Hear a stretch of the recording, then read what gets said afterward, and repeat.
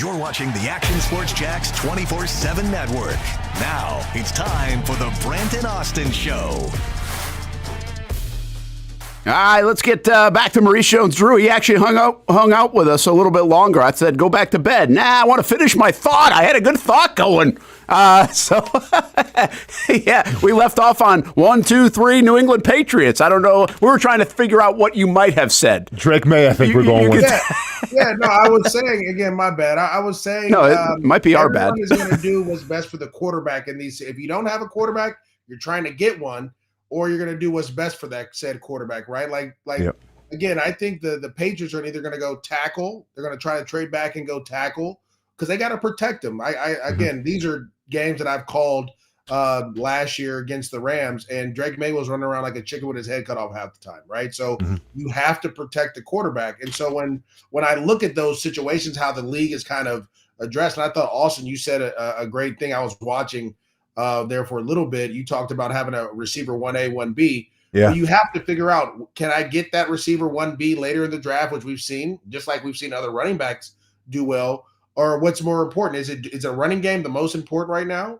Or is it protecting the quarterback with the offensive line? Or is it adding a dynamic receiver to go with Brian Thomas Jr.? And so when I look at all that whole process, to me, and we've heard this, obviously, Tony's come out and said it, Baselli, Liam Cohen's come out and said it, and obviously the GM Gladstone has come out and said it as well, is that the run game right now is the emphasis of this offense, right? We want to fix the run game. And so as much as I think Mason Graham is the obvious pick, it's hard to draft an undersized D tackle at 5. Even Aaron Donald went at 13. You see what I'm saying? Like you got to remember the measurables. So it's hard to justify drafting that when you put so much emphasis on your running game.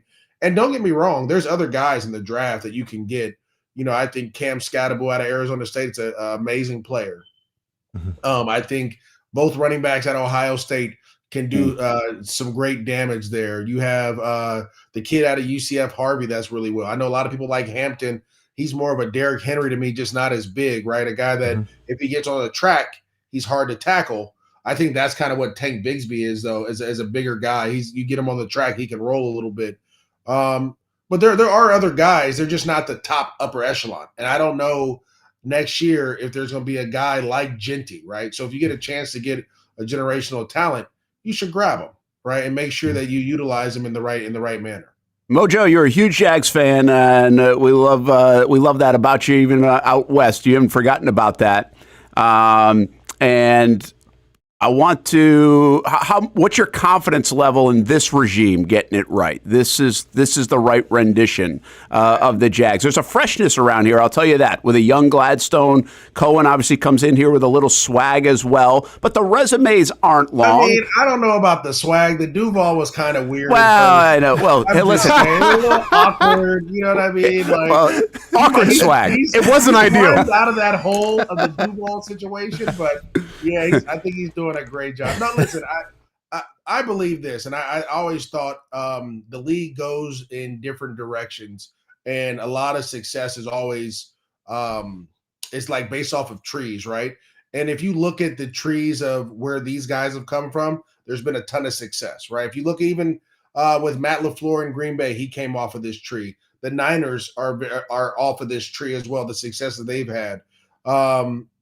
I mean, I could tell the Tennessee Titans, Brian Callahan, my old high school teammate and college teammate, he came off of this tree in Cincinnati, where that coach came from the Rams, right? They've had success. And so you see that success. Minnesota, what they're doing with Kevin O'Connell, they're having success. So to me, that's the important thing. And if you look at how these teams are all paired up, except for Cincinnati's a little bit different.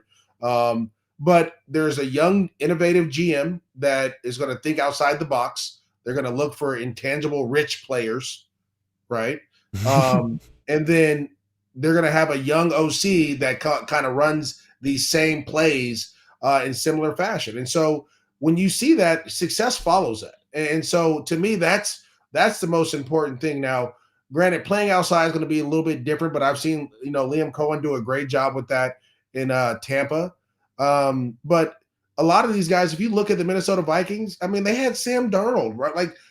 Like we saw Sam Darnold the last couple weeks of the year. That was the Sam that and no disrespect to Sam, but that's the Sam that we've seen, right? the first 17 weeks, I was like, who is this dude? Yeah. I'm like, I don't want to play them. This guy's playing lights out. Like he's doing all these different. And so they do a great job of really. And when I say rehabbing the quarterback, it's not as if the quarterback is bad, but they make the game very simple for him. I've had chances to sit in the meetings with some of these guys, talk to them at the combine, or just talk football or whatever. You always have an answer in this offense, right? From either a play action pass concept or just a drop back pass concept. There's always an answer for whatever the defense is going to do. And the reason that is, again, I go back to the Denver Broncos. This comes all off of the Mike Shanahan tree.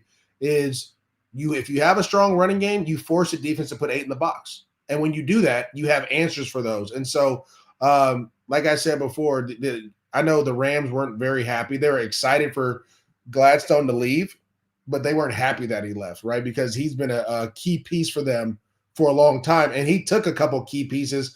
But there's a guy by the name of Jake Tammy that I worked with who's there. And you guys, if you see him, tell him I said hello. I mean, when you talk about beautiful mind, we would have conversations when I was calling the games on the Rams. He would be our statistician sometimes. And he would be like, Maurice, what do you think about this guy? And I'm like, I don't know. And then this guy ends up being a baller, right? And they have minds that are going to go out and find the other pieces late in the draft that are going to be able to contribute. So, again, like I said, it's you're trying to build long-term success, and it's easier to do it with younger, innovative people now in the NFL because of the way college is going and all these different things. Having a young mind that's not kind of stuck in its ways, that's willing to grow and develop, will for sure be a big deal. And Brent, we talked about this yesterday as well. Having Tony as kind of the go-between, the guy that's been in Jacksonville, that understands the history of the Jaguars, that kind of seen the ups and downs and all the different things. That's going to be good as well, because then you'll be able to really help them as they like miss some of these, kind of like a parent in a way, to not hit so many rocks on this ship that we're trying to steer to a championship, right? Like, we tried this before. Let's go this way a little bit. Turn that steer a little bit this way. So I think it's like starboard. That's what they say. Like, turn it starboard. But I think, again, I believe that they put the right pieces in play, and I'm super excited. Like you said, it's a breath of fresh air. I'm super excited. You have a young – I also believe this too. You have to be able to relate to the players that you have, right? Mm-hmm. I think that's the most important thing, to be able to relate. And I struggle relating with kids, and now I coach high school ball, and I try to help kids go to college and all these different things. I struggle trying to relate to these kids. So I know older coaches are going to struggle because, again, like, the game has changed, right? I've heard about this, like, Austin, you tell me if I'm wrong, but they have like a 5-minute phone break in the middle of meetings. That would have never happened. Like, you kidding me? Yeah. Like, dude, bro, if your phone would have went off in a meeting, that's 10,000. Yeah. Easy, right? Yeah. Simple as that. Right? Like, these dudes are getting phone breaks. So it's just a different deal. And it's more, scientific, and they're around this more. Again, going to college, my son's getting recruited, and we've been to a couple colleges, and seeing the way they coach is completely different than the way I was coached, right? And so you just have to kind of go with the times a little bit. And I think the Jags have finally hit it where they need to, and you have coaches and a GM that's ready to go. Mo, listen, man, I was asked to be an assistant coach, at a few spots, and I had to respectfully decline, just because I know with my personality and my want to win and go above and beyond for these kids and everything. And I have a 10-year-old, and I know how the landscape is now. I just feel like the game's not for me. I'm going to be there. I'm going to support the game, but it's drastically changed. And when we talk about it changing, I got to ask you this. Your UCLA Bruins have now got a new quarterback in Nico. How do you feel about that whole situation? And how do you feel about him coming to play for the Bruins now? Well, first of all, he should have came there right out of high school. Yeah. Let's not even get to that point. And we're going to work on. I'm first of all, I'm really excited. Right, okay. That's one of the schools that's recruiting my son. My boy is Deshaun Foster. Very happy for him, what he was able to do and try to get him out of Tennessee and get him there. And it gives us an opportunity. Right, I thought last year he got the job so late, with all kids that hit the portal and Chip had left, and it was just so much disarray that they brought some guys in to kind of try to bring some stability to that team. And I thought they did. They got better. but you have to be explosive at the quarterback position, both with your legs and with your arm. And so Nico brings that.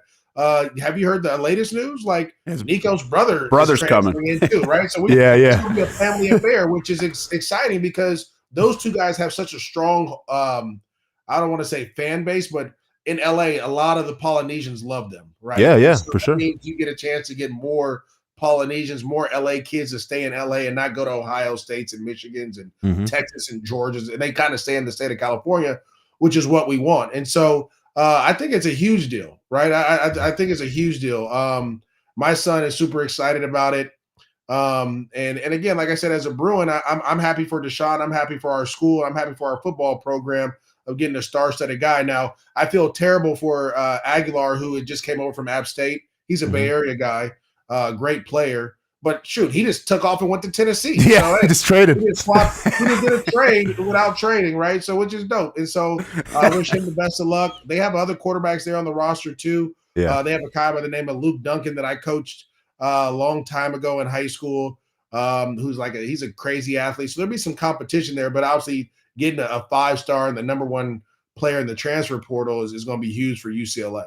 All right, we're gonna call this show Brent Austen and MJD if I keep you on any longer, man. I could do like 5 more minutes if you want. No. I want to let you go. I want to let you go. So you're kicking me off. That's what it is. It's not letting me go. That's more of trying to probably hit our commercial breaks, try to pay the bills too, huh? Well, not really. We're forget that. Okay, well beyond that. I just was like, hey, we'll keep you on for 15 minutes, not 45 minutes. So, but here we are. We love hanging out with Mojo.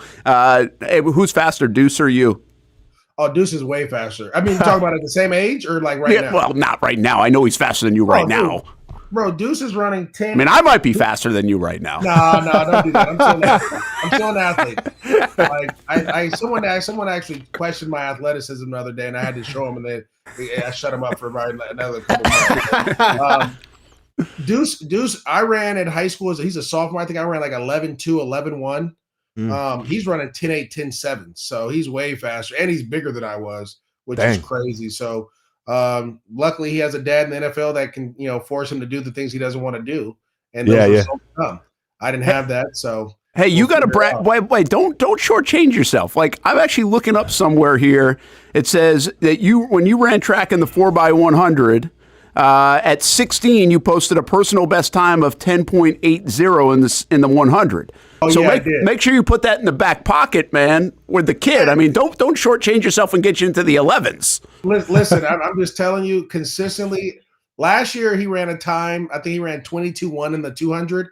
I ran that as a senior. He ran that as a freshman. So my records are done. I've given up to that. I tell him you can't beat me up. That's all I tell him. You can't beat me up. He is a different build, right? Whatever you want to do. He's not built like you though.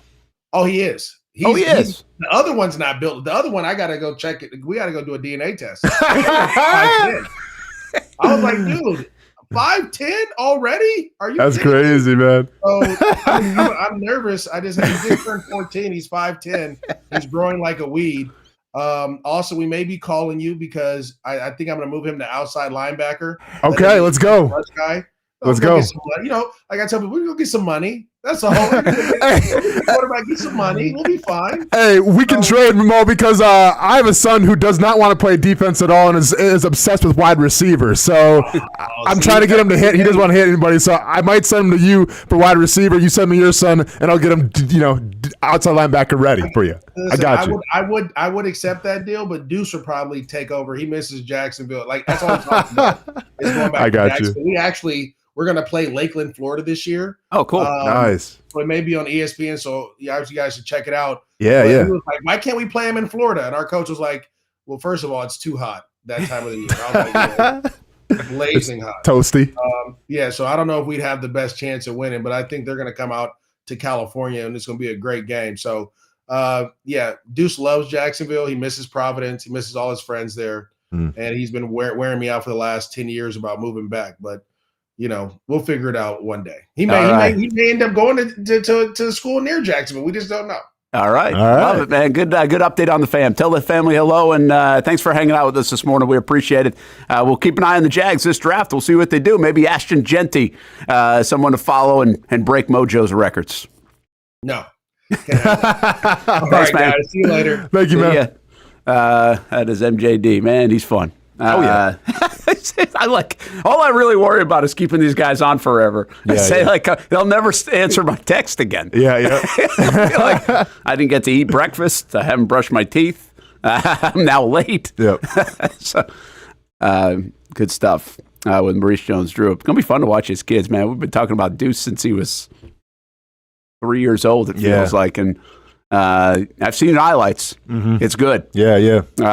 What I meant by built, I don't think he's as like rolling ball of butcher knives mojo. Okay. I think but obviously he was mentioned he's not as he's kind of on the shorter side as well, or at least stature wise. Well, we've talked about how having Tony Baselli in that building now, I think is going to pay a lot of dividends for this team going forward. Of just once again iterating what it means to be a Jacksonville Jaguar.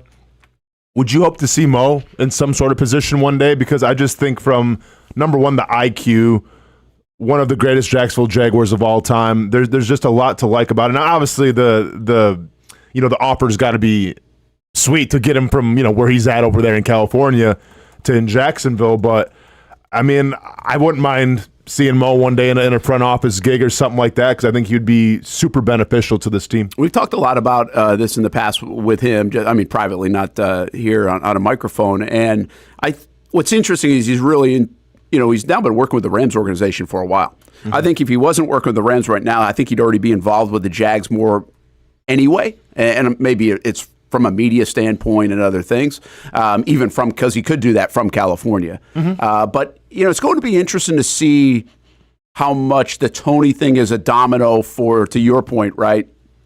To see how that sets a trend. Like, if it works, do you get other folks involved? Like, to your point, Maurice Jones-Drew or Fred Taylor. Do you someday get like Paul Puzzlesny involved? Like, you can't have everybody involved, right? So I mean, that's one thing. Yep. But I do think people care about this organization.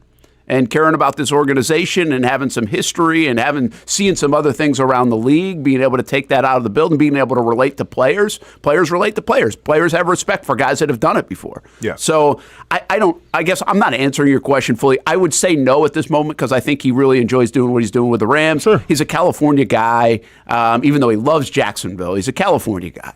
And so I would suggest probably not, but I do think, like, if he wasn't doing the Rams thing, I think he would absolutely love to do it. Mm-hmm. Love to do it. And in part because, much like Tony, I think he has a real passion for this organization.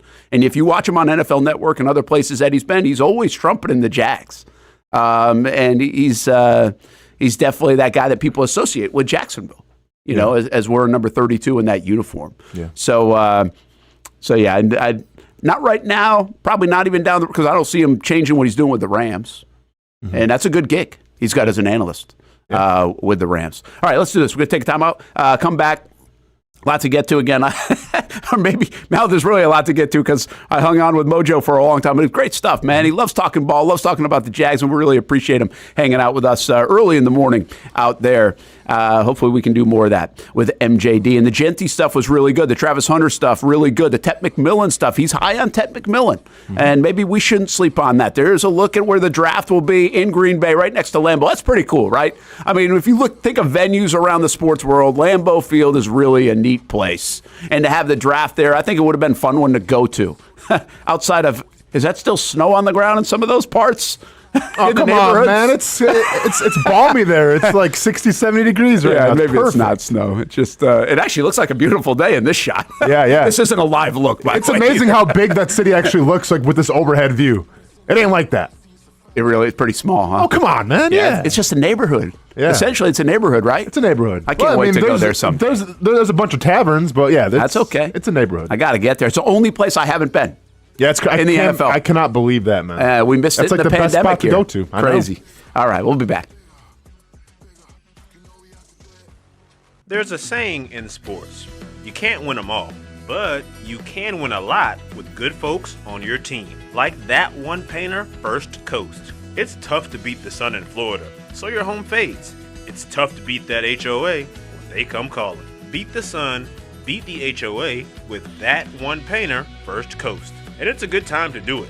Less rain to work around and painting in mild temperatures is perfect. After all, the paint bonds to the surface so much better. Give That One Painter First Coast a call at 904-417-3557 or look them up at first-coast.thatonepainter.com. Fast estimate, guidance on color and HOA requirements, and the highest quality job you'll find anywhere. Be a big winner in your neighborhood with That One Painter First Coast on your team.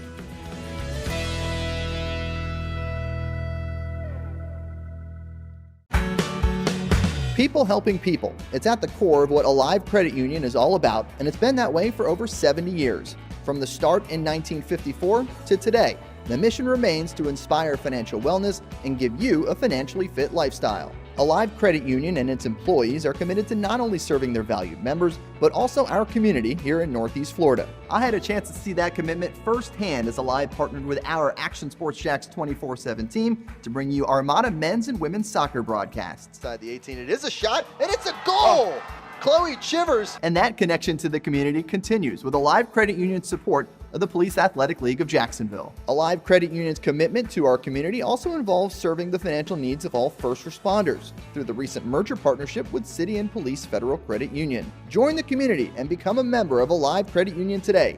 Find out the many ways you can be inspired in financial wellness at alivecu.coop.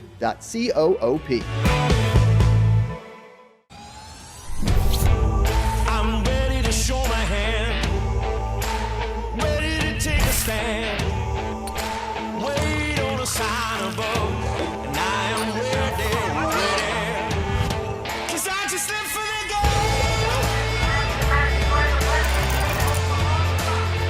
'Cause I just live for the game. 'Cause I just live for the game. The crowd's for the tape. I got it. Iconic. I'm built to win. Back to back, I do it again. I'm iconic. I'm one of a kind. I'm iconic.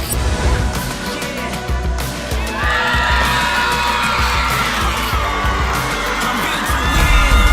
I'm one of a kind. Baker Sports. It's a hometown business filled with hometown people trying to make you feel right at home. Chris Conley, Jacksonville University. Walker Wright, class of 2018, West Nassau High School. Michael Young, Fletcher High School. Baker Sports started in a grassroots way and now outfits much of the Southeast. Will Olive, Mandarin High School. Go Stangs. High school sports, travel sports, youth sports of all kinds. They are a one-stop shop carrying Nike, Adidas, Under Armour brands, and more. Vincent Caldes, Oakleaf High School. Tony Mazzio, Sandwood High School, class of 2002.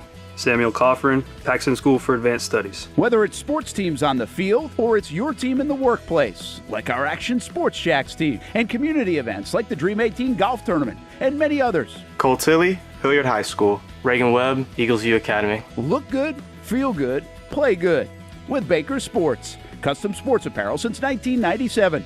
Shop with the hometown team at bakersport.com. When it comes to trucks, I know exactly what I want. And at Bozard Ford, they make it easy to get exactly that. Let's go make this truck a little more my style. With Bozard Built, I can create my perfect truck right here. Lift kit? Check. Premium wheels? You bet. Advanced lighting package? Oh yeah. The Bozard team works their magic.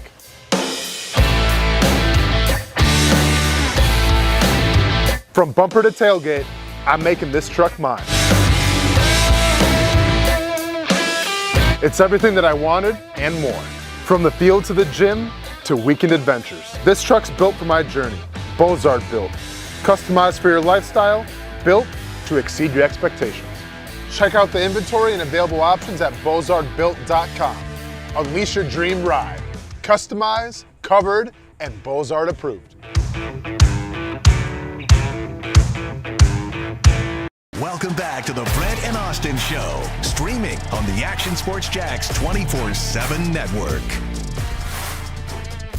All right, so here you go from Daniel Griffiths. Devin Lloyd's an interesting conversation point on this defense to begin with.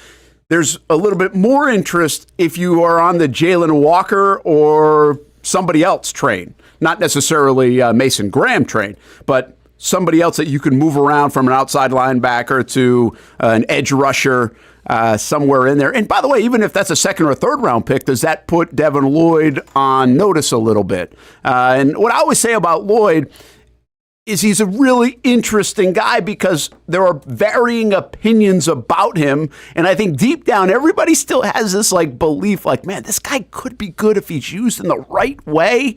And we could see that over time. I think people feel that way. Even the critics probably feel that way to some degree. Like, he's got some talent, man, that just hasn't fully tapped into specifically at a consistent basis. What's really odd about Devin Lloyd is you go back to his rookie year, man, did he get off to a hell of a start. I think he was the NFL Defensive Rookie of the Month or something. In his first month as a rookie, he had like fumble recoveries and sacks and a pick, and then he ended up getting benched like later that year. So 3 straight 100-plus tackle seasons, which I'm not sure I would have guessed that, but 4.5% missed tackle rate is the lowest. So he's a good tackler, Austin, is I guess what that tells us.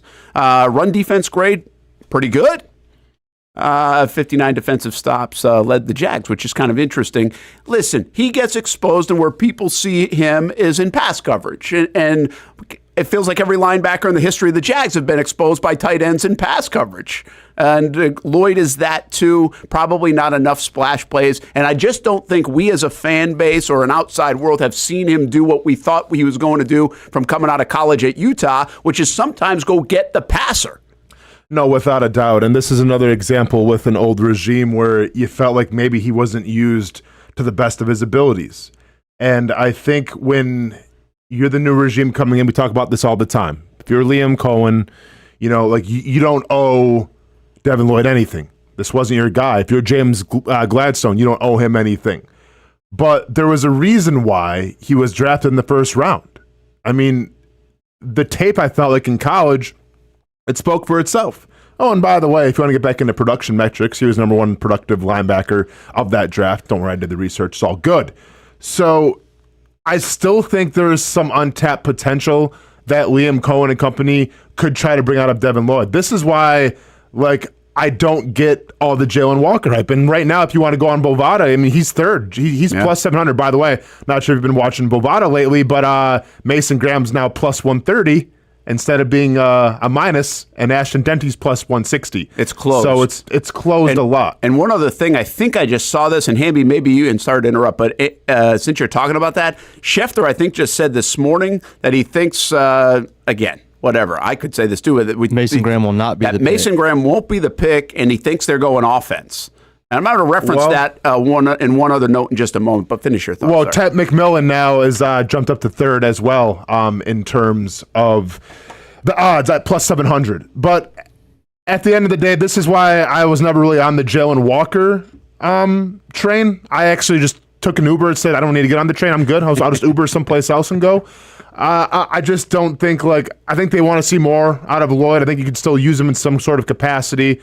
And I think we get to see the best of Devin Lloyd. All right, so that is That One Painter First Coast Paint the Player, and it's Devin Lloyd. Daniel Griffiths writing about him today on actionsportsjacks.com, so you can read it on actionsportsjacks.com. We talk about it as well, and I just think Lloyd continues to be an interesting piece as it, maybe with or without a guy like Jalen Walker, he's still an interesting deal here in year 4. Can somebody tap into him? Can this defense be the one that taps into him? And by the way, you talk about a guy who's going to play with a chip and urgency this year. It's a huge year for Lloyd, right? I mean, it's a contract year for Lloyd. Yeah. And they didn't pick up the 5th, and they're not going to pick up the 5th. But listen, if I'm Lloyd, I'm definitely watching the draft, because if they bring in Jalen Walker, I think it's all but signed, sealed, and delivered that he won't be playing.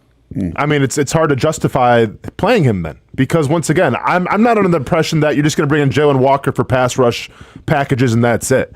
If you take a guy number 5 overall, you got to play him every down. So then I feel like he would bump into Lloyd's spot on base coverages. By the way, Z. Fortner says, source, Devin Lloyd looking to buy home in Jacks. Make of that what you will. Laugh out loud. I like it. Here's what I make of that, Z. Fortner. A lot of people have sold homes here in Jacksonville, too. Yeah. Buy and sell. Yeah. Hopefully you can flip it in a good way if that's the case. But I bring you Christian Kirk. I bring you Doug Peterson. I bring you a bunch of different guys, right? So I like the note there. Maybe he believes in himself, which is good. Again, I'm a fan of Lloyd. Like I feel like there's something there, man. We have not seen the best of him. I'm telling you, there's more. Now, I'm not telling you he should be great and this is going to work out. Maybe I shouldn't say that, but I just feel like there's more in there, and can they tap into that? We got the gremlin. What is happening? Drumming? Or is that you and your brother? What is going on? My fault. What was that? I didn't know my mic was on. So is that you just doing this? Yeah. Whoops. I was like thinking, is somebody in the hospital? Is that a heartbeat? And you're gonna leave the show in like 20 minutes. So then I gotta deal with it by myself. Can't wait. Tails all this time. I got longer than that. Will Austin have a heart attack today?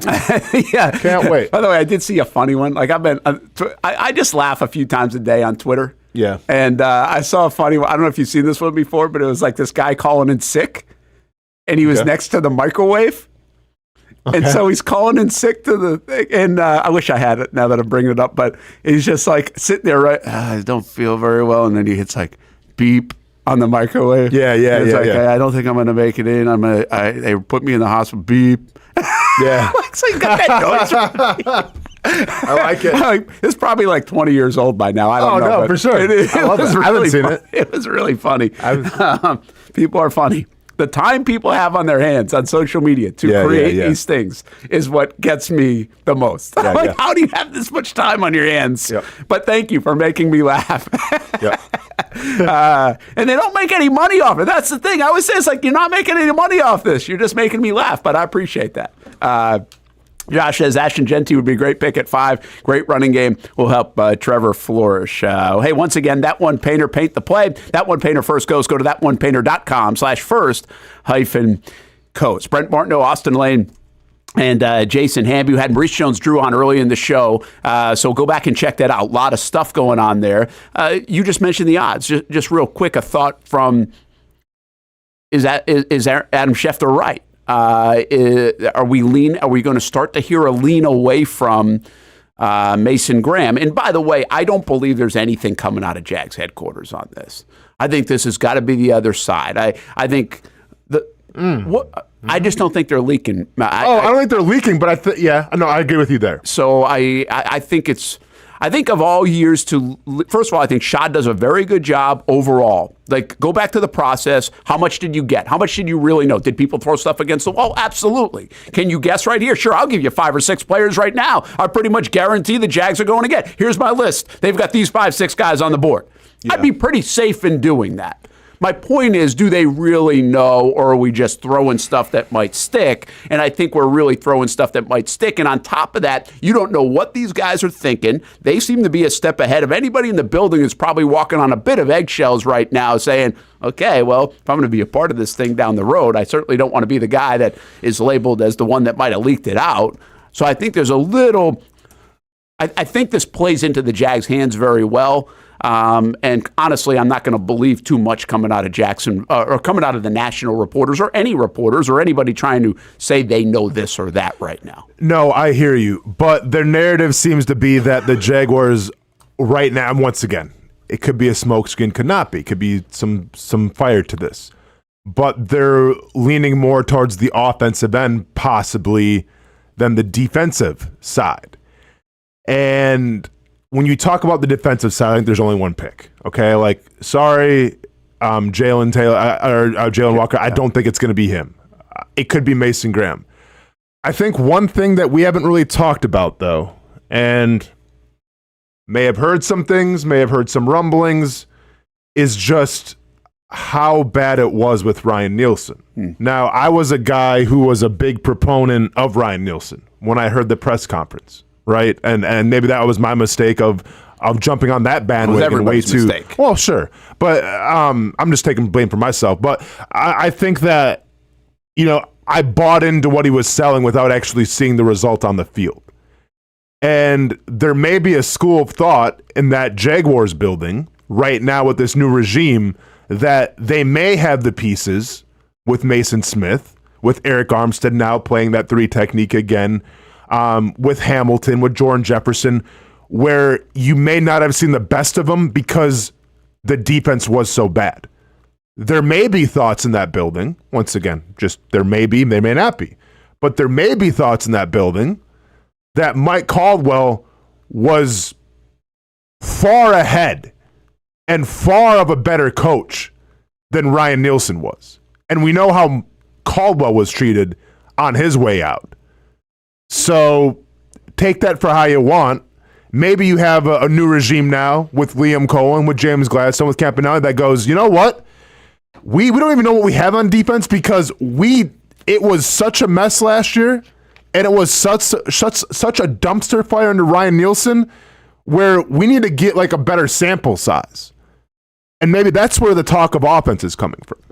Well, listen, I saw somebody say today, or yesterday, Lindsay Rhodes, NFL reporter, and she's like, I don't understand the offense talk because how are you supposed to say you're 32nd in defense and not go address the defense? But as you know, I've been saying all along, the Mason Graham thing, it's not a knock on the player. It's more a knock on the fit right now, the instant impact right now. Does he change you? I think he changes you more down the road. Now, people have debate that, and that's fine. We can all feel different about it. You don't like Jalen Walker's side of it. We don't think the corner is good enough. I mean, unless it's a Travis Hunter that you're going to play there. So where does that leave you? I'm going to give you another bit of evidence on the offensive side. And remember the fan rally when Liam Coen was named the coach of the Jaguars. They had it on a Thursday night, and we were out there with Action Sports Jax and CBS 47, Fox 30, and we brought a lot of the quotes to you. Well, one of the quotes a fan asked at that rally was like, hey, what are you going to do with the number 5 pick? Of course, this is like back in,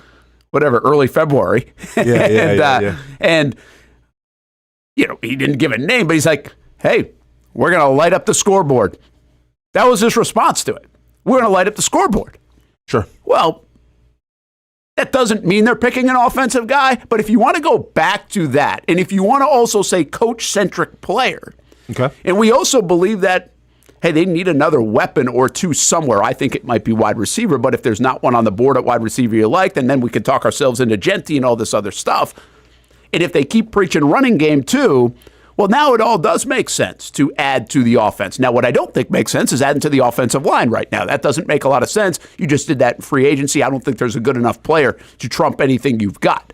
So if you add the tea leaves up, all these things, I think you're starting to see the odds change a little bit, because what I'm going to try to do either tomorrow or Thursday is a what we know. What do we know? Well, I just gave you a couple things we know. We know that this is an offensive guy. It's a coach-centric team. Okay. They have a hole at wide receiver. They want to run the football better. Well, you've got a couple of potential solutions there in fixing those things that we do know on the offensive side of the ball. So I'm not surprised to see this change to offense. And I also think if it is offense, does that play more that, hey, Coen really, it's coach-centric. They said it's going to be coach-centric. He is the heavy in this situation, saying, hey, I need this chess piece. And, of course, you're going to collaborate, get everybody on board, but I need this chess piece to make our offense go and for us to practice what we preach. Mm-hmm. I think there's a real chance at that. So anyway, the latest, how did we get here? The latest, like from Schefter saying that Mason Graham's not going to be the pick, but also the odds have really changed over the last week and a half. And I think that's been the interesting part, Austin. You said it before we learned on the Tyson Campbell one. Oh, yeah, right? yeah. But the odds have really shifted. The Genty conversation, you guys have been listening to us talk draft or talking draft in Jacksonville for months now. The Genty stuff was not a conversation 3 weeks ago. It was a mild conversation because it could be a thing. It wasn't a heavy conversation 3 weeks ago. Yeah. Am I missing that? I don't believe it was. No, I don't. I don't think it was 2 weeks ago, Austin. I think it really started about 10, 12 days ago. Yeah, you're probably right. Mason Graham was on like 50% of the mocks. Yeah, okay. So and Travis Hunter was still in play, remember, 3 weeks ago until everybody's like, oh, shoot, now Browns are getting them or the Giants are getting them. Here's what I'm going to say, and take this for how you want. I don't go looking out for any kind of draft stuff for any kind. I don't have sources. But for some reason, sometimes sources come to me when I don't even ask them to. Like, I don't want to be in the game of breaking things and, like, I think this is what I heard. Like, no. You do like to break things. Like what? Well, not news. Just break things. Faces. Oh, yeah, faces. There we go. Yeah. So, no, for sure, obviously. But I don't like venturing out like, hey, what have you heard? What have you heard? But when some things come to my doorstep, then I assume that everybody knows about it. Like, because once again, I don't look for it. So when I say like maybe Ryan Nielsen was the big issue, and like maybe we haven't talked about enough how bad it was with Ryan Nielsen. Well, if I'm starting to hear this stuff, I assume everybody above me who has a lot more followers than I do know the exact same things. So maybe it's some of that you're hearing in terms of this is why it's like more of an offensive driven draft now, is because of the Ryan Nielsen stuff. Yeah, listen, I mean, the Nielsen stuff honestly happened like very early on, some of the rumors, whether we wanted to believe it or see it. And then eventually by the end of the year, you see it. The problem, I thought the Caldwell stuff was a scapegoat for the end of the year in 23. Lost 5 out of 6 games. The Tennessee game was a disaster. That was a want-to game. If you want to have it, they couldn't tackle Derrick Henry. Derrick had not had a great season that year. He had the best game of the year that day against the Tennessee Titans. Against the Jacksonville Jaguars. Embarrassed them again. And the story there was that Doug wasn't going to fire anybody and then had changed his mind that he was going to fire somebody. Now, one of the things they didn't like, or at least they put an emphasis on, are we coaching guys up enough? Are we onboarding guys enough? Are we just schematically, turnover-wise, all these things, Caldwell had done a pretty nice job, but they weren't sure about from a communication standpoint, coaching standpoint. So there were some flaws in his game. And then Ryan Nielsen obviously becomes the guy. They had like 8 different guys. The whole it's a small world thing.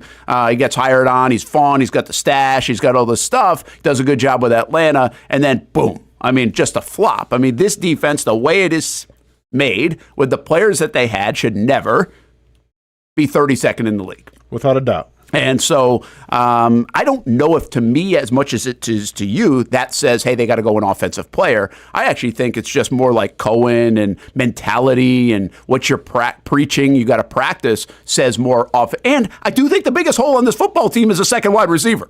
Like, I really think the biggest hole on this football team right now, as it sits, is a second wide receiver. You could argue corner, because we don't know about Jarian, but you've got bodies there. You don't have current bodies on this team that you can say, oh, that dude's going to be great as the 1-2 punch with Brian Thomas Jr. Do you have that at defensive tackle?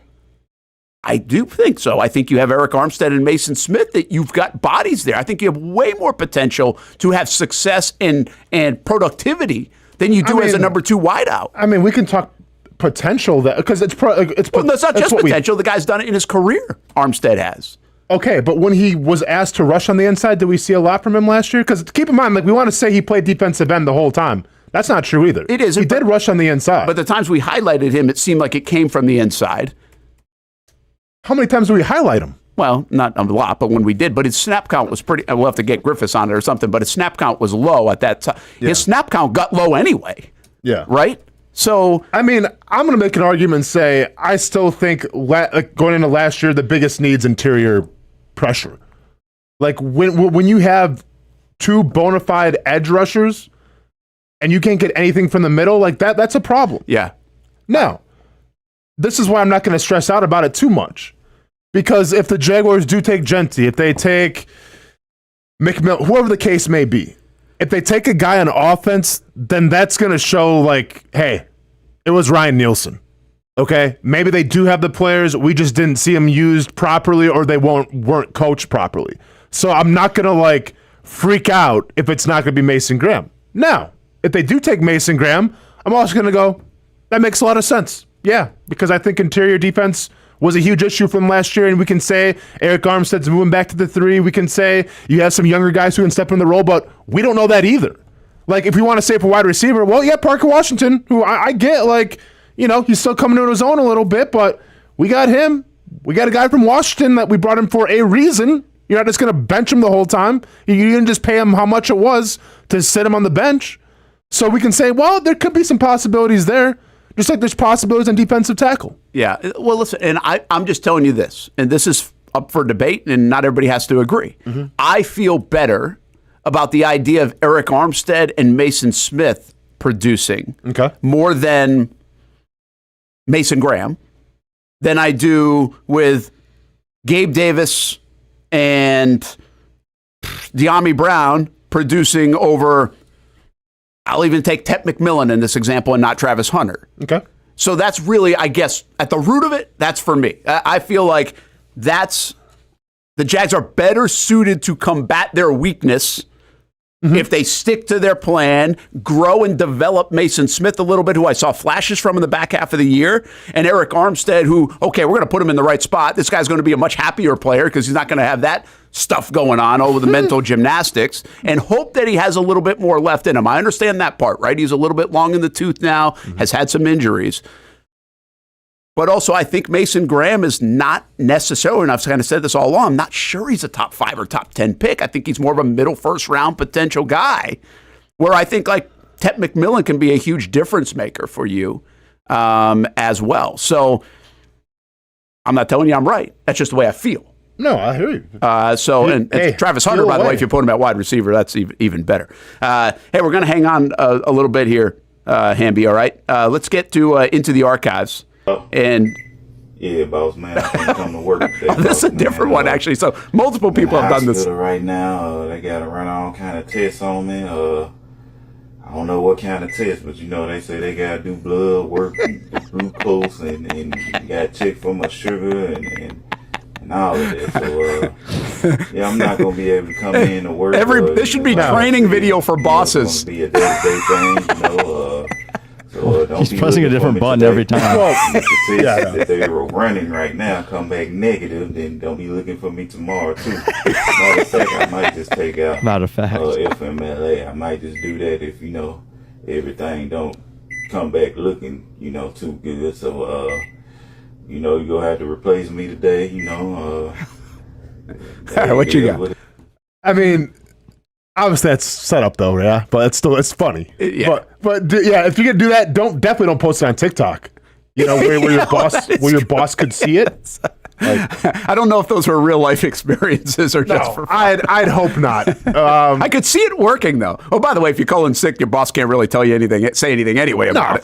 For sure. But no, hey, send you flowers. What hotel room are you in? I respect the hustle, man. I respect the hustle for sure.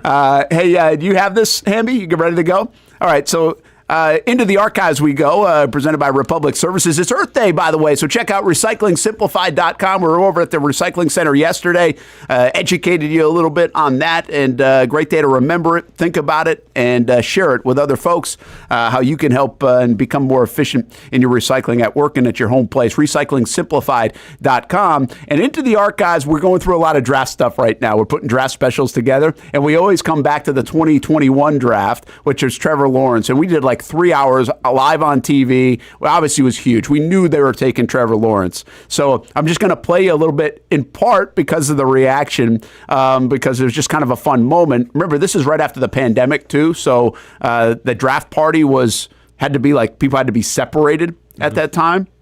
The other part of this is when you get so excited about like Trevor Lawrence, how does it sound like 4 years later? That's what I kind of want to play it for. It's like tune into that a little, into the archives from 2021 in our draft special. Here comes the commish. He's got the cow. He's got Jaguar fans with him.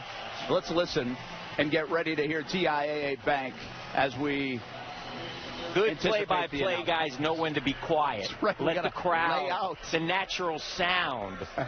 Here we go. The Jacksonville Jaguars select Trevor Lawrence. My favorite part of Hicken. Good play-by-play guys know how to lay out. And then he screams. Oh, man. Fireworks. Look at the hugging Trevor, baby. Fireworks here at TIAA Bank. Oh, hallelujah. Look at it. It's so weird to see how everybody was separated, see on the field. Yeah. Remember they had like the spots located? Yeah. What a scene here in Jacksonville. That's why you don't have it at the stadium, by the way. It's kind of. Oh, yeah. Have fun at the Lemon Bar with fireworks. That's going to work out well for everybody. All right, so now listen to the commentary from us. Okay. Maybe all fall long and hopefully for years and years to come. You said it. Urban got his guy. It's the reason he took this job, potentially. It was the one that put it over the top. Urban Meyer, Trevor Lawrence. How much can those two gentlemen turn the franchise around? I think they can turn it around, and I think they can turn it around quickly. Look at sneakers. Trevor Lawrence is the selection. Everybody is rolling on it. It's just such a great time to be a Jaguar fan. Our fans have had a tough road to hoe here, man. And it's going to get worse. We've got a building piece unlike any other, man. There was never, they tried. Look, we've had a lot of draft talk, okay? A lot of draft talk in the last, year about this young man. And we tried to find the warts. We looked for the warts, man, but we couldn't find the warts. There's no warts on Trevor Lawrence. There's none. They tried to take some Sports Illustrated article and pick it apart. Nah, Trevor said, I ain't having none of that, baby. I'm here to win. Find me a flaw is what some people say. Yes. And there's really not much of a flaw. He checks the boxes. Checks them all. And you just saw it inside our studio. Number 1 pick to the Jacksonville Jaguars is Trevor Lawrence. Let's take a look at the resume of number 16. We assume he'll wear as we get a Duval here at TIAA Bank. 86-6 overall as a starter in his football career. It looks like a typo. It's not. 2 titles in high school in the state of Georgia. Doesn't have a winning record in the NFL. Yeah, that's wild. 21 mistakes on the interceptions. Wow. And then, of course, he goes to Clemson, and he wins the national championship beating Alabama. As a true freshman, which, by the way, that doesn't happen. Go back and look at the history of college football before Trevor. I think the last true freshman to win might have been Jamel Holloway of Oklahoma from a long time ago. There he is, Trevor Lawrence. And now the number 1 pick in the 2021 NFL Draft. Trevor Lawrence, the newest member of the Jacksonville Jaguars. We anticipated it for 123 days. Yep. They delivered for us, and this place is on fire. It's just interesting. So, like we talked about Devin Lloyd a little bit ago, right? What that does to me is remind you of 4 years ago, obviously, what this was all about, what it was here in Jacksonville, and what I think we're still kind of hoping it can be. I talk about Devin Lloyd. I think there's talent in there. I think it's untapped. We've seen some of the talent on display of Trevor. It's been inconsistent. It's been a rocky road in his career so far. The win-loss stuff, the urban stuff. There's been growth. There absolutely has been growth, just not to where we want to see it. Yep. And now it's like he's still only 25 years old, man, right? It's like, can Liam Coen and this group tap into that? And do they need to go find themselves another weapon in 2025 to help tap into that? And that's why I think it's fun to look back on something like that. It's not where we thought it would be 4 years ago. I don't think we drew it up this way, if we're being honest. But it's not over either. No. And how do they get to it? Yeah, it's definitely not over. And it's wild. And I don't even say on behalf of Trevor. It's more of just on behalf of Urban Meyer. Like, we thought like that was going to be the pairing. We thought that was going to be the match made in heaven, and it couldn't have went any worse. So he is still a young guy. Still a lot of football left ahead of him. And you hope now of what we thought Urban and Trevor was going to, they were going to be, we can get with Liam and Trevor instead. Well, and one other thing here, again, if you want to like really raise the hope bar up and the, wow, this would be cool if you could draw it up this way. All right, it hasn't mapped out the way everybody wanted it to yet. But if it can start to map out now, I think this whole thing that I talk about a lot, like you can really build toward the end of this decade. You can build into that new stadium in 2028 if these are about to be the best years, which isn't really hard to find and do if you're Trevor Lawrence. I mean, if you can just have your best years, maybe not even as high in the sky and pie in the sky as everybody thought it would be from an MVP candidate or anything, but winning football games, consistent good football. Now you bring that right into a new stadium and everything else. It's all this excitement. And now we're getting to that stage of it. Like where this might be if you could trade, you wouldn't want his best years to be the last 3 or 4. You'd really want him to be the next 3 right now because we're living in the moment.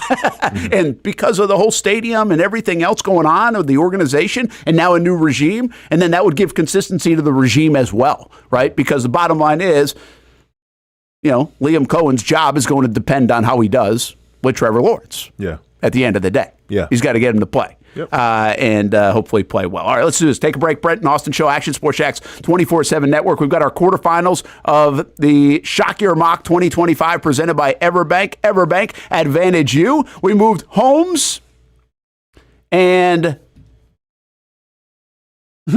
Robert Astor. Robert to the semifinals for tomorrow. Next up, Glenn C. Hamby's Broder, Dan Kilkenny, Jake Scott. We'll do that when we come back.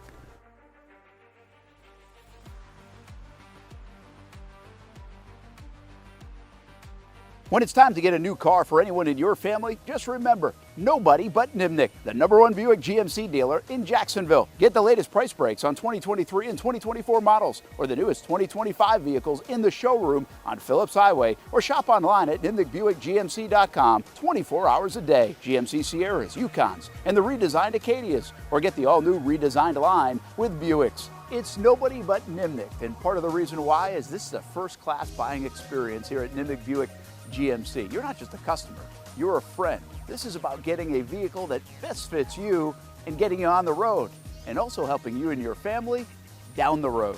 Nimnick has a treating you right guarantee, courtesy, respect, fairness. The most Buicks, GMCs, and Jacksonville's only Car Bravo dealer, nobody but Nimnick. Who has put in the most years and stands behind a better experience? Nobody but Nimnick. GMC, we are professional grade.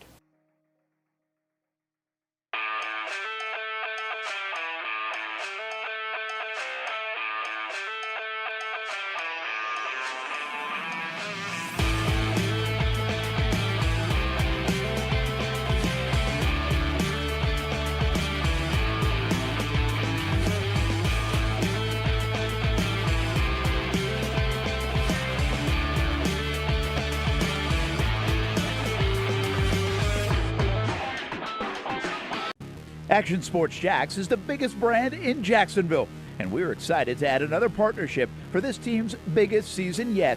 Action Sports Jacks 24/7 is now the official streaming network of the Jacksonville Sharks for their 15th season.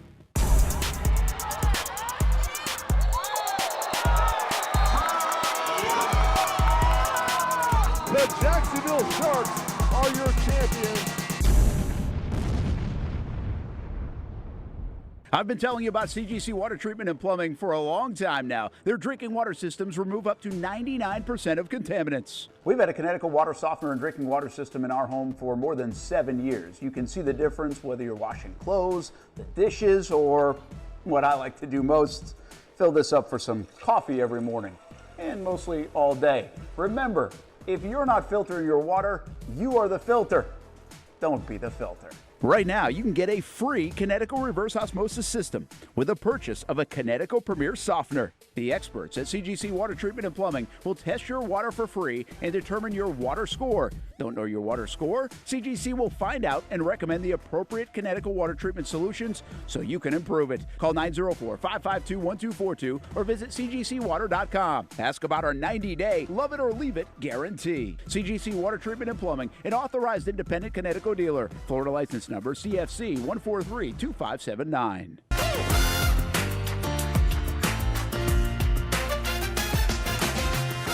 Empower a future, inspire a dream.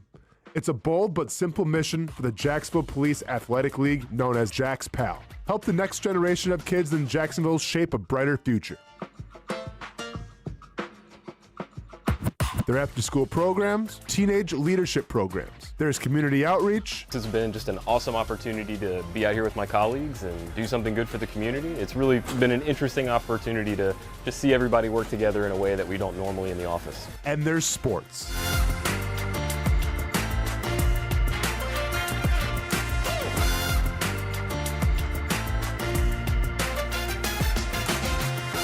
There are also ways you can help the next generation with a donation of any kind. Just visit jaxpal.org to get more information. Empower a future, inspire a dream with Jags PAL. Most of us know how to throw.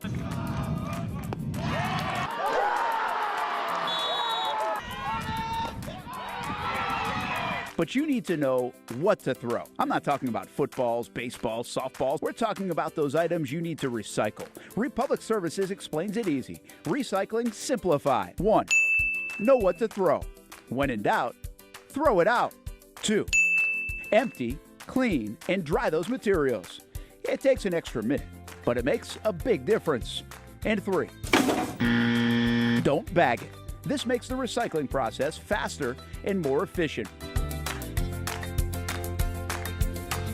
This is a look at the Republic Services North Florida Recycling Center. You can make this process even more efficient. By utilizing those 3 steps, Republic Services can help you become a better recycler in your home. Learn more at Recycling Simplified. Welcome back to the Brent and Austen Show, streaming on the Action Sports Jax 24/7 network. All right, Shock your mock quarterfinals. Here we go. I guess we didn't push these guys into the second round. We'll do that after today, right? An update. Give them a little nudge. A little nudge. Brent Martineau Austen Lane. Jason Hamby. Hamby with us all week. Draft coverage coming up on Thursday. Hey, don't forget, let's go fishing. We do that on Thursdays. I'm not sure we're going to do it this week because of the draft day. But send us in your catches, and we'll highlight some of them. We'll have some fun with that each and every week here on the show, presented by Nimnick Buick GMC. We got a lot going on today. Got a lot going on really all week. We will have baseball playoffs and softball updates tomorrow on no gate fees, also presented by Nimnick Buick GMC, Baker Sports, Republic Services, and Perfect Rack Billiards as we get to the end of the baseball season and softball season as well. Hey, Abby, you need some hitting advice? No, I don't think any amount of hitting advice was really going to help us last night.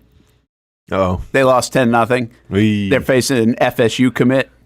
Okay, well, yeah, that'll happen. 6 innings, 18 strikeouts. Did the guy's pretty nasty? Huh? Was the defense? Did they just kneel? Did they just sit down on the grass? It could have been a Satchel Paige situation, Brent. Well, look, in the first inning, our 3-hole hitter hits a double. We had 2 walks, but those were the only balls put in play into the last inning. And our leadoff guy hits a ground ball to short, and I'm like, finally, we're going to get a put out. and he throws it in the crapper. Oh, so really? that guy reaches base. Our 3-hole hitter gets another hit, so he was 2 for 3 with a walk. Oh, wow. Landon Jones, our catcher. By the way, hey, you know what?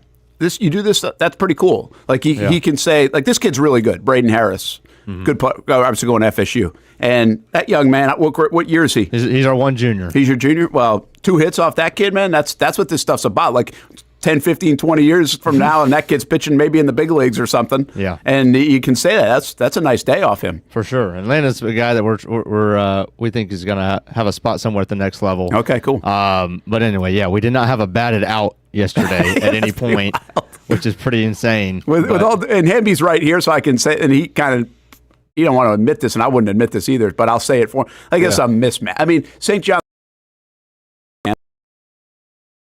and won a district championship last week, which was awesome, but they don't have a senior. They have 1 junior. 1 sophomore. And 1 sophomore. We're sending a 13-year-old up. Our 7-holder is 13. Yeah. And he does jobs. But he had never seen 81 before coming into this year, much less 91. Yeah, what is Harris throwing? Is that he was 80? I mean, it's cool because they have the radar right behind. Oh, they do. Okay, that everybody can see. He 89 to 92, and I think I thought he might even been a touch higher than that. That's interesting. I think he has been at points. Okay, but he was sitting it very consistently, and one of the best bangers I've seen at the high school level for sure. Oh, really? Oh my gosh. Yeah, listen, he's really good. You know what he's done? He's done a good job in the weight room too. Like he looks good. Like he's built up. He's really built up since last year. And we've got arms, man. We were at Trinity yesterday. Aaron Watson. Yeah. He's a projected late first round pick. Touches 97. D. Loretto from Episcopal I was at. He's a Northwestern guy. He was at 92 in the 7th inning. Yesterday. And threw a 1-hitter against Providence. That was a good game. So those guys will go tonight again. I mean, I guess we've talked about it early in the year on the arms, but there's really good arms, and we'll update all the high school baseball and softball stuff. There were some good games in high school softball last night as well. So fun time of year. I'll tell you what, though, man. You know what's fun? Is going to a game, and my kid ain't playing in it. Oh, yeah, zero stress, right? Zero stress. Now, I'm going to do that today where the stress comes back up. Yep. But, the high school playoffs are, we love the high school stuff. And the playoffs were so cool. But you also, it's almost over. And you feel like you can win. So there's a lot of hey, this team's good enough to go on a run. So you're into it that much because you really want to win and go on that run. You want that run for the kids. Well, this year, at least you get the best of 3, too. Mm-hmm. It's not, I thought for the Providence, that was a good game yesterday. They lost 3-2. But at least it's not over. They got another chance tonight. And that should be a best-of-3 series. Right. That's good. There are some, honestly, your series probably shouldn't be a best-of-3 series. But it is what it is. That's going to happen. But, this, a lot of the series should be a best-of-3 series. Sorry to be bad-mouthing your team. I'm not really trying. No, hey, we get it. Yeah, I mean, it is what it is. But hey, maybe you get another crack tonight. We got our best guy on the bump. There you go. Knows? And that was interesting. We're going to talk about that tomorrow. I wondered how people shaped their rotations to get the matchup the way they wanted, give them a shot to get off to the early start, to get the matchup a little bit better. And of course, St. John's Country Day's got another good arm coming tonight for you as well in a UNF commit. But all right, hey, Shock Your Mock presented by Everbank. Let's get to it. And you got the song. Let's do it. Shh, I see Shock Mocks. Ball. Put it on that beat. Nope. I am shocked. I am shocked. That's what I mean. I am appalled. Because you guys wouldn't figure it out. Because you guys wouldn't figure it out. Because you guys wouldn't figure it out. Figure it out. Figure it out. Hey, you need to get off Kirk Cousins.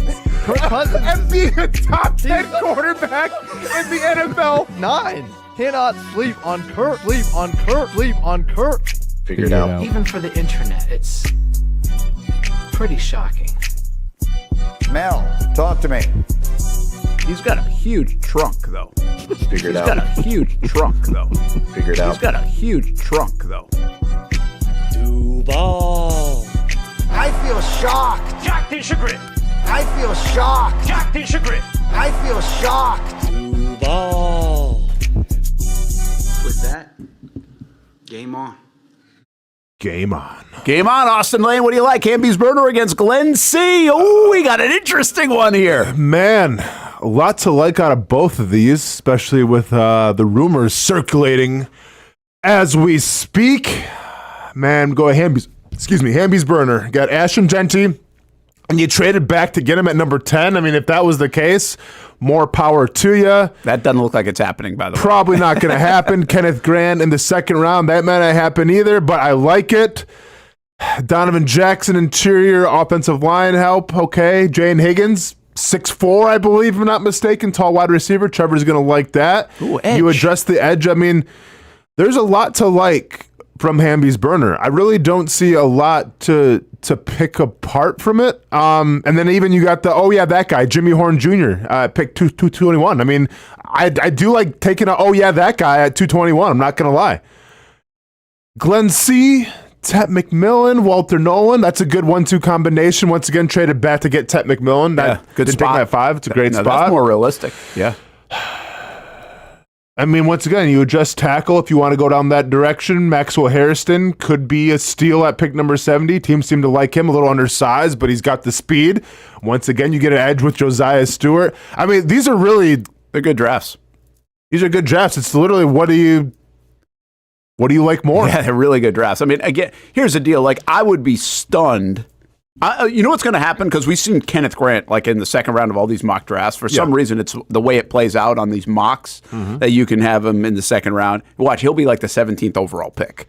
Oh, yeah. You know? I mean, how many times do I got to say it? My sources are telling me that he was not probably going to go to the second round. No, and by Walter Nolan, I don't think, unless there's just I know there are some red flag conversations. Yeah. But you'd have to, for his talent level, to get down there and somebody to not take a shot at him before the end of the first round would be stunning. If the Jaguars can you're not going to get Kenneth Grant if you take you don't get any of these guys if you take Mason Graham. But like, if the Jaguars take an offensive guy and then they somehow luck into Walter Nolan or Kenneth Grant, I would not be upset with that whatsoever. So this is kind of what you prefer. I think these are both great mock drafts. If you're asking me, what I'd be more excited about, I lean towards Hamby's Burner just because it's Ashton Genty, and while you're not going to get a Tet McMillan, you're getting Jane Higgins, who could provide you some interesting things at wide receiver, another big-bodied guy, kind of like that Mike Evans type. I'm not saying he's Mike Evans, but he is a Mike Evans type. So I'm going to lean towards Hamby's Burner. Yeah, I'm kind of with you. Here's what I'm going to go with on this. I love the idea of Tet McMillan, by the way, because you've been listening to me say I think it's a huge hole at wide receiver. Now, what I like about Hamby's Burner here, or I'd have a bigger problem, is he addresses wide receiver in the third round. Yes. So at least but you can get a good wide receiver in the top 3 rounds. I mean, that's every draft. Absolutely. So if Jaden Higgins is the right one, then you found your guy. That's cool. I think the reason why I give the edge to Hamby's Burner here is the risk factor. I think there's more risk in Tet McMillan going in the top 12 than there is in Genty. I think Genty's more of a sure thing. I think there's some still risk in McMillan, and not really because of what he said. I'm not all over. People say stuff like the whole I don't watch film or whatever that came up. I'm not as turned off as everybody else is about that. Why? Because I really don't think it's a true thing. I think when you get to at the pro level, guess what? He's going to watch film, and he's going to have to watch film a lot. Sure. And I don't. So I'm not as concerned about that. I think even the skill. I still am curious with his size, how much it's going to play, size and speed in the NFL and everything else, and how's that going to look? That could be a very good thing, and I'm pretty convinced that it's a good thing. Like I'd get excited about him, but I think there is a little bit of a risk in that because we don't see guys like him very often. Mm-hmm. We've done that before. We did the size thing at 6'4", right? And he feels even bigger than 6'4", quite frankly. And then the Walter Nolan risk, of course, too. So I think there's risk involved in Glenn Seas a lot more. I think the safer and still very good is Hamby's burner. So we agree. Yeah, we agree. I like it. And once again, it's not a knock on Glenn C. It's just that's a good draft. We're feeling a little more safer with Hamby's burner. All right, let's go number 2, Dan Kilkenny and Jake Scott. Whew. You can go with this one first if you want. We like Masons and we like defensive tackles in Dan Kilkenny's. We also get the safety and the edge. I do like that Sawyer pick, man, and that's more like it, 107. It might even be higher than that for Sawyer. I keep seeing him down 126, 142. I don't think there's a pipe dream that he's getting down there. And wow, this is so they got Hunter. Obviously, Hunter's looked at as a corner, and we all say if you can get Travis Hunter, it's great. My problem with the Travis Hunter folks, it feels unrealistic at the moment. And when these came out 3 weeks ago, it didn't feel as unrealistic, in all fairness to Jake Scott. Luther Burden, we really like that. We really think that could fit well. I like that they got edge at 88 here. Much like 107 for Sawyer, 88 here for Kennard. That's a good thing. You're really checking boxes. I mean, you need a corner, you get a corner. Even tight end after that. The top 126 picks are what everybody's looking at because it's the first 4 rounds. Well, you really check a lot of boxes for Jake Scott here, along with the superstar potential of Travis Hunter. I feel like I love that draft more. I don't know why you need Mason Graham and Kenneth Grant on the interior, Austin. And it just doesn't feel as sexy with Mason Taylor and whoever else is down there at safety at 88. Lathan Ransom. I think as much as I like the Sawyer pick on the left-hand side, I feel like I like Jake Scott's draft. Yeah, I mean, Trevor Lawrence should be salivating. This is how it's going to pan out because, I mean, I think the biggest issue is going to be how are you going to get everybody on the field on offense? Because if you do take Travis Hunter a little bit and put him in some offensive reps, cool. You know how I feel about Luther Burden. We really like Luther Burden. I love Luther Burden, yeah. Yep. I'm going Jake Scott here. Yeah, and I almost hesitate to go too much Travis Hunter on these mocks. And I think now we've got a couple of them. But hey, listen, he's there, he's there. He's there. Not only that, I'll tell you what else. What if they were to trade up? What if they were to move? If Cleveland's fielding calls and the Giants, what if they were to move? You can't rule anything out. Mm-hmm. So what if they really did covet and they want to move up to get him? And I know it wouldn't happen at 5, but this could come to fruition. So I think it's unrealistic that Hunter lands at 5. It's probably unrealistic the Jags get Hunter, but it's not out of the question. Yeah. So, you could make the case that it's less realistic Kenneth Grant is available in round 2 than Hunter is available at 5. Without a doubt. Right? Without a doubt. And everybody's got Kenneth Grant in round 2, it seems like. Yeah. But the Luther Burden one's interesting in the second round. We talked about this. I mean, we've talked about it so much now, I'm starting to wonder if he'll even be around in round 2. Yeah. You know? Yep. But it's going to be interesting to see where the receivers fall. So that is Shock Your Mock presented by Everbank. Everbank Advantage You. Join us for our draft coverage presented by Everbank coming up on Thursday night, 7 o'clock on Fox 30. And by the way, also we'll have 8 to 10 right here on the Action Sports Shacks 24/7 network. And that coverage, by the way, will include a laundry list of people. Obviously, our entire Action Sports Shacks team. From Austin's going to check in. We also have down at Jags headquarters, J.P. Shadrick. He'll have an interview with James Gladstone. We'll also have Jeff Lageman jumping in with us later on in the night as well. And Brian Sexton will be in Green Bay, and he'll do some reporting for us from Green Bay and the NFL draft. So it's a big collection of people, kind of in partnership with our Jacksonville Jaguars, and our relationship there is the official station of the Jags. And we're looking forward to it. 7 until 8 o'clock on TV, then 8 to 10 on the Action Sports Jacks 24/7 network. And hopefully you'll join that. And even if you're watching the NFL coverage and everything else, that's cool. Watch with us side by side. We're going to be reacting to it in real time, and the chat will be open. So you can watch that show 8 to 10. We'll be leaning in on the chat and answering questions and other things, and instant reaction on Thursday evening. We also, by the way, on that show, we'll visit with Brian Thomas Jr. and Ross Matisic. They'll be out there at the they'll be part of our conversations. We're having scheduled to talk to Brenton Strange this week as well. Might even play a little bit of Maurice Jones-Drew from today. Earlier in the day, 10 to 1 at Everbank. We will be out there with our show, Brent Austen Show, from 10 to 1. We'll have Mark Lamping stop by there as the schedule, and also maybe even hear from Tony Baselli during that show. So those are some of the things that we have planned and scheduled, and we'll see what happens. Again, none of this in stone until it really happens in our business. But just a little bit of a look at what we have coming up, starting at 10 in the morning all the way until midnight on draft night. All right. Hey, I think we also are going to visit with the Jacksonville Jumbo Shrimp today, an 11 o'clock in the morning game. So Stuart Weber's out there. Look at that. All right. So this is out in center field. I haven't been out there yet. That's pretty cool. Weber hanging out for an 11 o'clock first pitch with the Jacksonville Jumbo Shrimp. And those are the shrimp boats, Austin.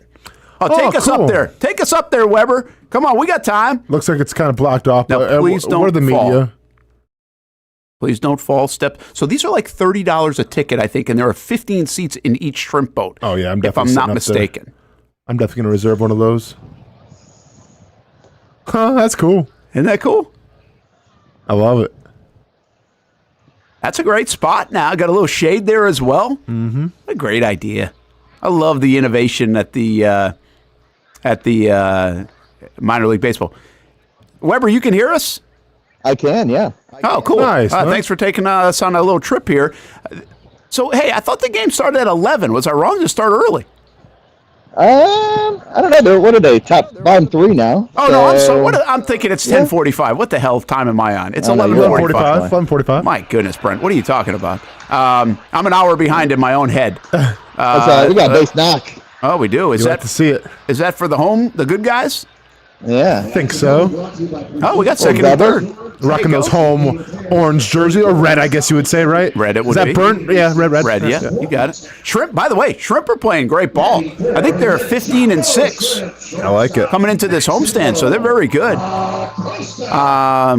Pretty nice crowd for 11 o'clock in the morning first pitch, Weber. They got the students out here, so it's they bring the students out, put them under the shade, which is very nice of the Shrimp to do.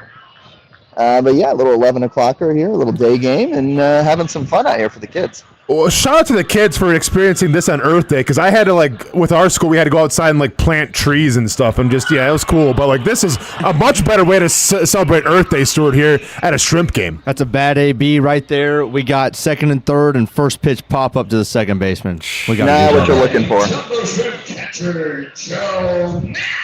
Hey, the sound system works good out there in center field.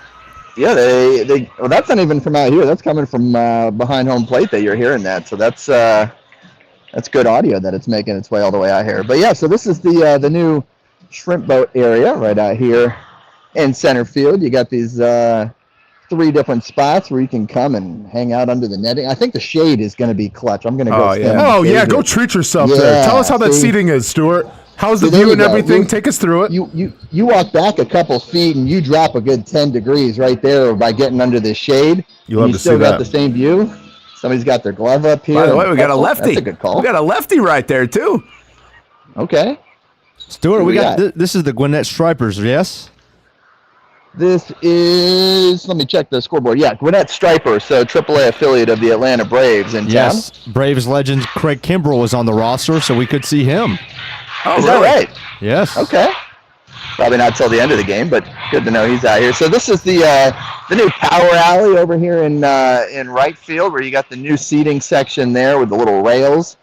Little drink rails there in right field, and the whole covered area behind them as well in right field. I'm selling tickets here, but those seats over there, not like where you were just pointing in right field, that little section, I think it's like $15 for a ticket, and you get like underneath in kind of that club level where there's a restaurant too, if you want to get out of the sun. I'm pretty sure I'm right on that. So like very affordable stuff. I like it, man. Really good. They should do some kind of promotion where if you're sitting in one of those shrimp boats and you catch like a home run ball, you get like a pound of shrimp or something. That would be good. Now you're talking. I like that. You know what I'm saying? Just like it's a pound of shrimp to take home with you. Enjoy it how you want. Little Mayport shrimp coming at you. Absolutely. Presented by Safe Harbor. There you go. Jacksonville Jumbo Just don't leave it in the car too long. You know what I'm saying? But maybe bring the cooler too. Just bring Brent. The whole thing is you got to carry the shrimp to the car, but put it in a cooler. Get a little cocktail sauce in there as well. I like that. That's a good idea.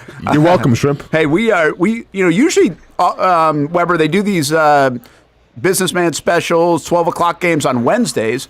This is a Tuesday for the kids, obviously, with Earth Day to start this homestand. But we're going to go bring our show out to the shrimp boats into that right field. Like, we got to get out there a couple of times. Yeah. Oh, without a doubt. This is going to be a great spot to host a show. And you could probably sit under the shade and not get sunburnt like you do at most of your live locations. The kids are going crazy. I don't know what happened, but there they go.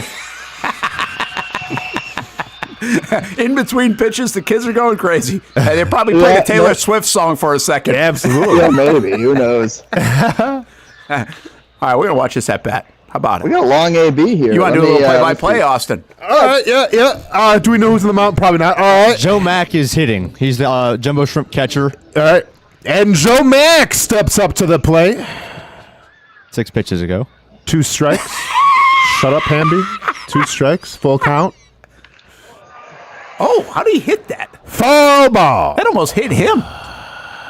Foul ball right. We got a full count out here, guys. We got 1 out. We got runners on second and third. So, like Hamby mentioned, that was a really bad AB from the guy before it with no outs and second and third, and he pops it up. Celebrating Earth Day here at the stadium today. A bunch of screaming kids when I was doing Earth Day, and it's ball 4. Ball 4, we got the bases loaded.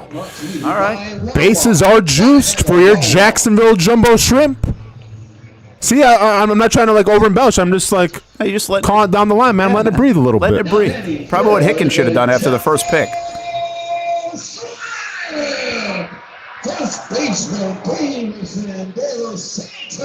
guy's got pop in the bat. What is this? De Los Santos, I think. Davison De Los Santos. Jameson De Los Santos? Davison. Davidson. Davison. And now, getting ready to step up to the plate, Davidson De Los Santos. Bottom of the third, 2-1 game. Bases juiced for De Los Santos. Waiting for him to get up to the plate. The home run hitter out of Santo Domingo, Dominican Republic. And when I say home run hitter, he's got 1 on the season, but not bad. It's in a young season. The righty steps up to the plate. Ball. Well, ball. That was good ball, right? I got you, man. That was good ball. Speaking of Earth Day, let me tell you. Oh, hang on. You got to be quick with the stories with the pitch clock. Oh. Foul ball. How did he even strike do 1? that?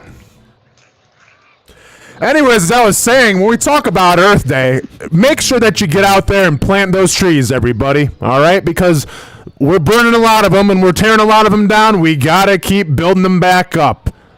And the pitch? Presented by RecyclingSimplified.com.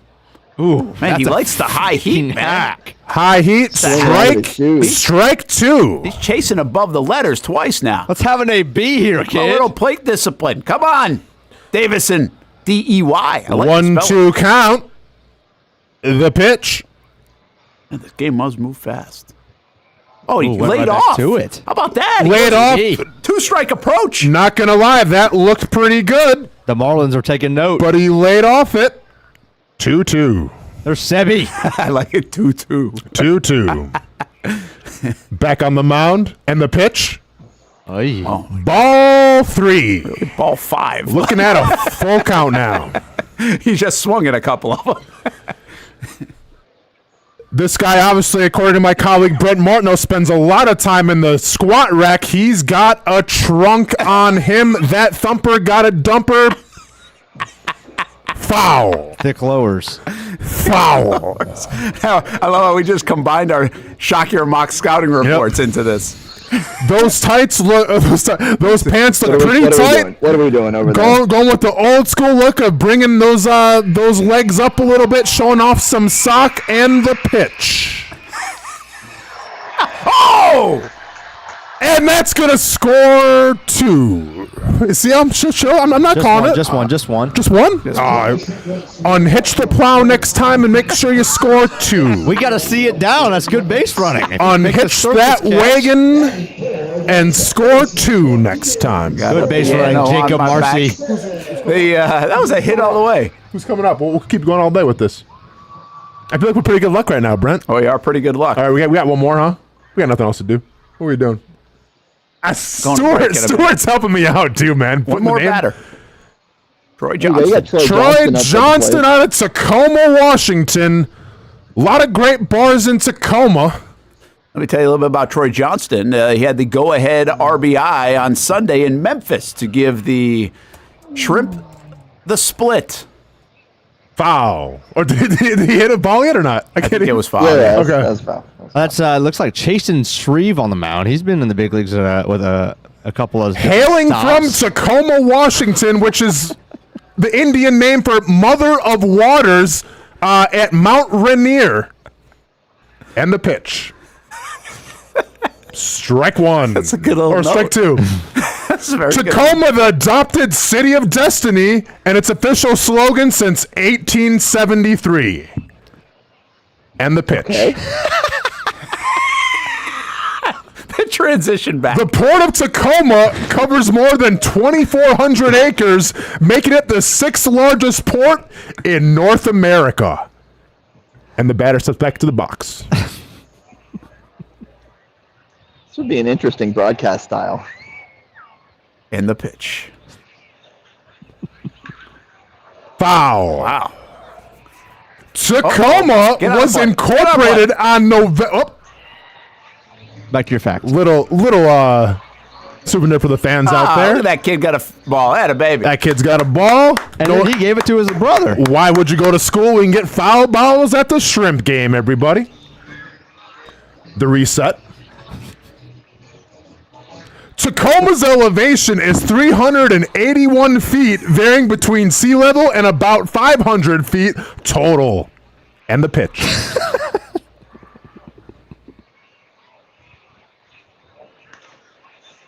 Ball. This guy's 2. pitch count. This guy's pitch count's got to be high. Ball 1. Thank you, Stuart. 3-1 game, by the way, in the bottom of the third. Oh, yeah. 3-1 in the bottom of the third. Tacoma is the 2nd largest city in the Puget Sound area. Aye. Ball 2. I think. Was that a strike? Take. Was that a strike? That was a good take. Okay. Ball 2. 48 pitches in the third inning. I got nothing else about Tacoma, really. That's about it. We learned a lot. Yeah, I know, man. It's a long at bat. Yeah. Oh. Strike 2? Troy. Oh, strike 3. All right, we're done. We're no longer I'm out of facts about Tacoma. Nice job. I'm out of Tacoma facts. Well, he's out of his at-bat. That's a look at the Shrimp game. We'll have some highlights tonight. They lead 3-1 in the third inning with the bases loaded and 2 outs. Brent Austen Show on the Action Sports Jacks 24/7 network. Hey, don't forget about the envelope game. If you want in, send them to sports@actionnewsjacks.com, and you can pick the 5th overall pick of the Jags. Also give us the position of the second rounder. That's the tiebreak. Position of the second rounder, and pick the right one at number 5. That's how you get in our game, sports@actionnewsjacks.com. It's the envelope game, NFL Draft 2025 style. Are you about to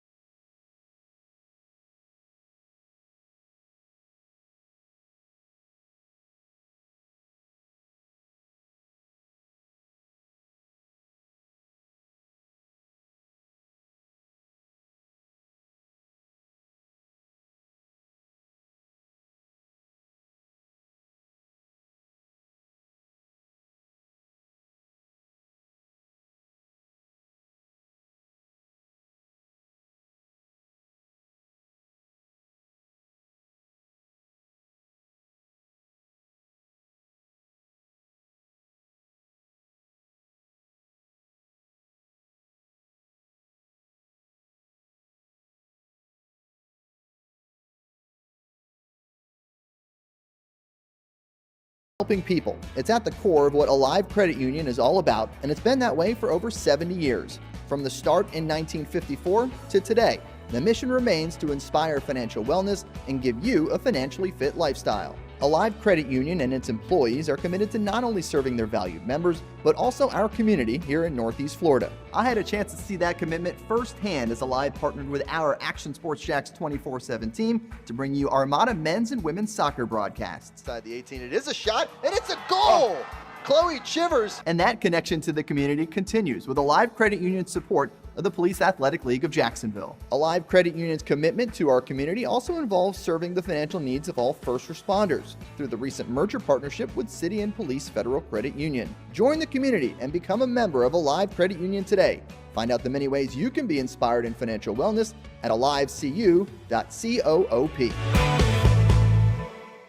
You trust CGC to make your water great, and now you can trust CGC with your plumbing needs as well. Fast, convenient scheduling, licensed and insured. A quick call away at 904-552-1242. You never know when you're going to have an issue with a shower, toilet, or maybe it's a sink that sometimes is easy to fix. All right, let's be honest. I'm not fixing anything. I'm totally staging this because when I have a plumbing problem, I call CGC Water Treatment and Plumbing. Trained professionals, transparent pricing, customer satisfaction. Small problem or even a bigger issue. Save 10% off any water heater, plus no trip charge. The experts with 25 years of experience at CGC Water Treatment and Plumbing can do it all. Call 904-552-1242 or visit cgcwater.com. For a limited time, CGC is waiving the trip charge on all related plumbing calls. CGC Water Treatment and Plumbing, an authorized independent Connecticut dealer. Florida license number CFC 1432579. For the game day hustle and every day in between, juggling my show Jags Social to going under the Friday night lights and a social life, it's a daily tournament. But this ride, MVP status. The all-new 2024 Lincoln Nautilus isn't just my car, it's my personal locker room, office on the go, and VIP lounge on wheels. Let's talk tech. My profile remembers everything from customizing my dash display to setting the ambient lighting and my signature scent. And wireless charging, essential for live tweeting scores. Whether I'm packing for a beach day with friends or heading to the gym, there's space for every passion. After dominating all day, this becomes my recovery zone. The massage feature is like having a personal PT on call. Life's a non-stop game, but with this ride, I'm always on my A game. The 2024 Lincoln Nautilus. Drive your passion. I'm ready to show my hand, ready to take a stand. Wait on a sign above, and I am ready. 'Cause I just live for the game.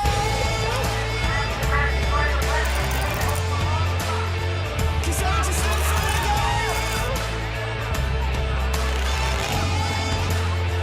'Cause I just live for the game.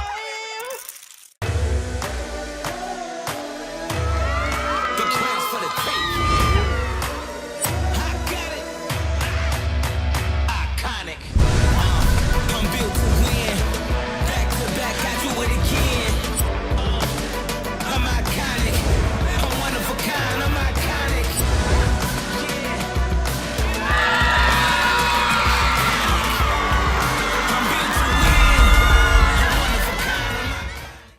Welcome back to the Brent and Austen Show, streaming on the Action Sports Jacks 24/7 network. Taking a live look in Power Alley from the Jumbo Shrimp. I think they are up 3-1. They stranded the bases loaded. And that's a great place to watch. Hey, those guys are chilling. First of all, we got to get off the phone maybe. But it's a great place to watch a game. We're in the shade. We got a great view. Also, we got to go down there. No, without a doubt. We need to do the show from there. During a game or something like that. Because I am all in, for sure. And we got to sit in, like, those special shrimp boat seats. And by the way, hey, Jumbo Shrimp, it's like I said, free of charge. If someone catches a home run ball in one of those little boats, just give them a free pound of shrimp. You know, put it in the plastic bag, maybe put some ice in there too so it doesn't spoil, but you got it. Who we have here, Hamby? Do you know? I don't. I mean, I'm not a roster guy, so I have no idea. Okay. I'm unaware. Okay. What did you think about my 6'3" here? He got him. All right. We're just gonna, I guess, try to retransmit this entire game. No. We appreciate Stuart Weber giving us some looks. But we got to get back to football. Mr. Hugel, I'm not sure. That's above my pay grade.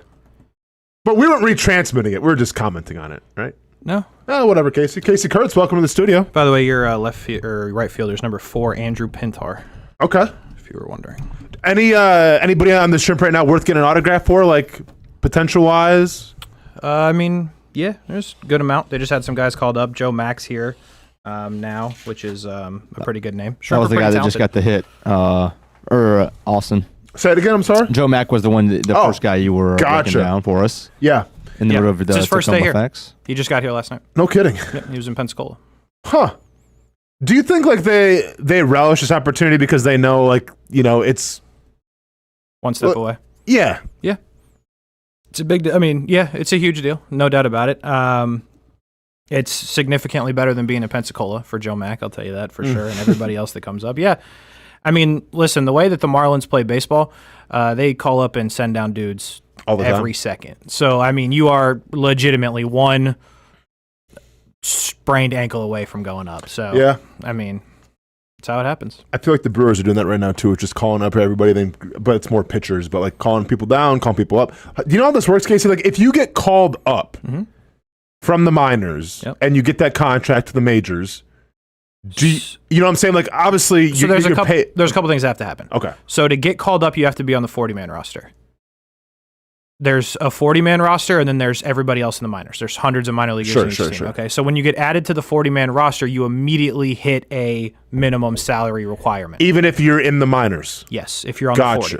Okay. You can't get paid less than whatever league minimum. Do we know what do you think that is? Like I think it's 500? I think it's like 7 something now. 700 guaranteed? something. Yeah. So even if you get cut, guaranteed. You won't get cut. Obviously, you get sent down to a month. Yes. But if you're on the 40-man, that's your minimum salary. Guaranteed. So man. Then like played the wrong sport. It gets goofy from that point. Like when you go up and down, you have options. Basically, is how it works. So if like Augustin Ramirez got called up from the Shrimp yesterday, he's one of their top prospects. Okay. He was on the 40-man, so he was already getting a significant pay bump. But he goes up. If they decide to send him down, they burn an option. You have 3 options. Okay. Once you burn that third option, gotta cut him. You go on waivers, and anybody can claim you. Like, what's this dude's name? Xavier Curry. Okay. This just happened to him. He went up, pitched for the Marlins a little bit, was out of options. They optioned him down, which you can do. Every team had a chance to claim him. Nobody did. He goes back to the Shrimp. Gotcha. Okay. Interesting. It's funny how like I feel like we're so enthralled with like the NFL everybody knows what a franchise tag is. Right. If you're a sports fan, everybody knows like how the contracts work. But I feel like in baseball, it's goofy. I don't have a clue. I'll be honest. And I watched the game. Then I just don't don't arbitration and all that. Yeah. Then really. Yeah, it's goofy. It's a bit unfair to the minor leaguers at times, but such is life, I guess. Casey Kurtz, you're a betting man real quick because I think we got some segments here, and I don't want to take away from that. I don't want to bump you, if you will. Oh, do you want to do the segment first, then we can? No. You can ask your question first because you know what? I'm starting to see through this now. I'm starting to see what this is. Go ahead. Couple weeks, maybe a month ago or so now, caught up with Brent in the hallway. Yep. I wasn't doing nothing for the show. Felt good about my life, to be honest with you. You know, things were going in the right direction business-wise. I was like, I'm finally getting out of the shell that is this place. And then Brent drags me back in. He said, hey, I don't really need you to do anything on the show. Can you just bring some, like, dumb stuff? And I was like, yeah, I'm the king of dumb stuff. What I'm starting to see now is he just wanted my ideas. Because I walk in here today ready to do some play-by-play, and what do I see? You guys doing play-by-play. That's a good point. Okay. That's a good point. So not only am I getting bumped, I'm getting scummed. You guys are stealing my ideas. Yep. Whoa. Don't take this as like I'm like a Mike Wozniak and you're like Steve Jobs. This had nothing to I was asked to call the play. I called it. I'm not accusing you. Okay. I got you. I'm saying, well, what I am saying is as a show, all of a sudden, my ideas that were never around before are all of a sudden around. Front and center. That's because all my ideas were illegal, I guess. Hey, buddy, I hate to tell you what you just did wasn't the legalist. That's what I'm saying. This Mugshot Mondays can't do any of it. I know. I'm bad for the system, man. I'm bad for the team. So this is That's why you're here. absolutely scum, is what I'm saying. Anyway, what's Okay. your question? Well, this is a bit that's never been done before. Casey, so there's a couple of first round picks that are mocked to the Jaguars, if you will. And I'm not sure if you've been following the latest, but Mason Graham is now a plus 130. Really? To go to the Jaguars. Ashton Genty, and this just happened over the last 15 minutes, is plus 140. Golly. So they're almost even now. This is on Bovada, by the way. Wasn't he plus 2,000 a week ago? Yeah, I always like to use Bovada because I feel like that one, I feel like the biggest one, if you know what I'm saying. Let me see what. Well, this will go into your theory. At the moment, Hard Rock has taken down the odds for the 5th overall pick. There you go. So stuff is definitely happening. So something's happening. But nevertheless, you got Mason Graham at plus 130, Ashton Genty at plus 140, Jalen Walker at plus 700, Tet McMillan at plus 700. If you got a 20 spot, and Hamby, feel free to play along as well, you get $20 burn a hole in your pocket, you got to spend it.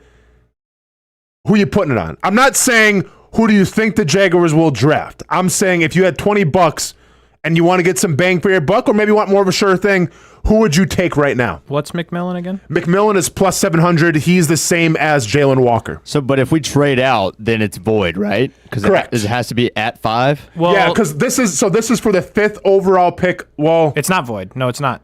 That's a good point. In real life, if I go right here, 4th overall, because 5th, I just told you not available. So if I go 4th overall pick on Hard Rock right now, and I put it on whoever, that is whoever picks 4th. It does not matter who. So is that why maybe Genty's so high, where they think Jacksonville could trade out of it, and then whoever's going to trade with Jacksonville would probably take Genty? I think there might be some to that, because what you can do on Hard Rock right now is team to draft player, and Ashton Genty is one of those options. Sure. It is plus 100 for the Raiders.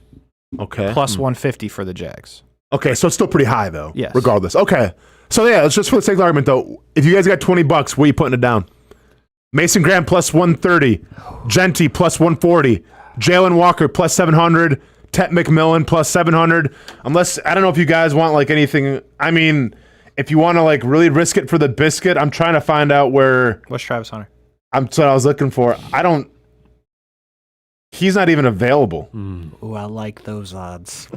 It sounds like I'm going to win everything. He's got to be here. Plus $6 billion? I'll take it. He's not there. Scum. Well, keep in mind, because it's the 5th pick, it's not who the Jaguars will get, right? So they don't think he's going to draft. But also, you have Tyler Warren at plus 1,600. I like to gamble. I don't like to gamble that much. Sorry. Travis Hunter found him. Plus 10,000. Oh, that's a sprinkle. That's But I'm saying, I'm saying if you had one bet, though, once again, going back to the game, which apparently we can't play because we can't understand the rules, you have $20. I get the game. Now I know what Casey feels sometimes.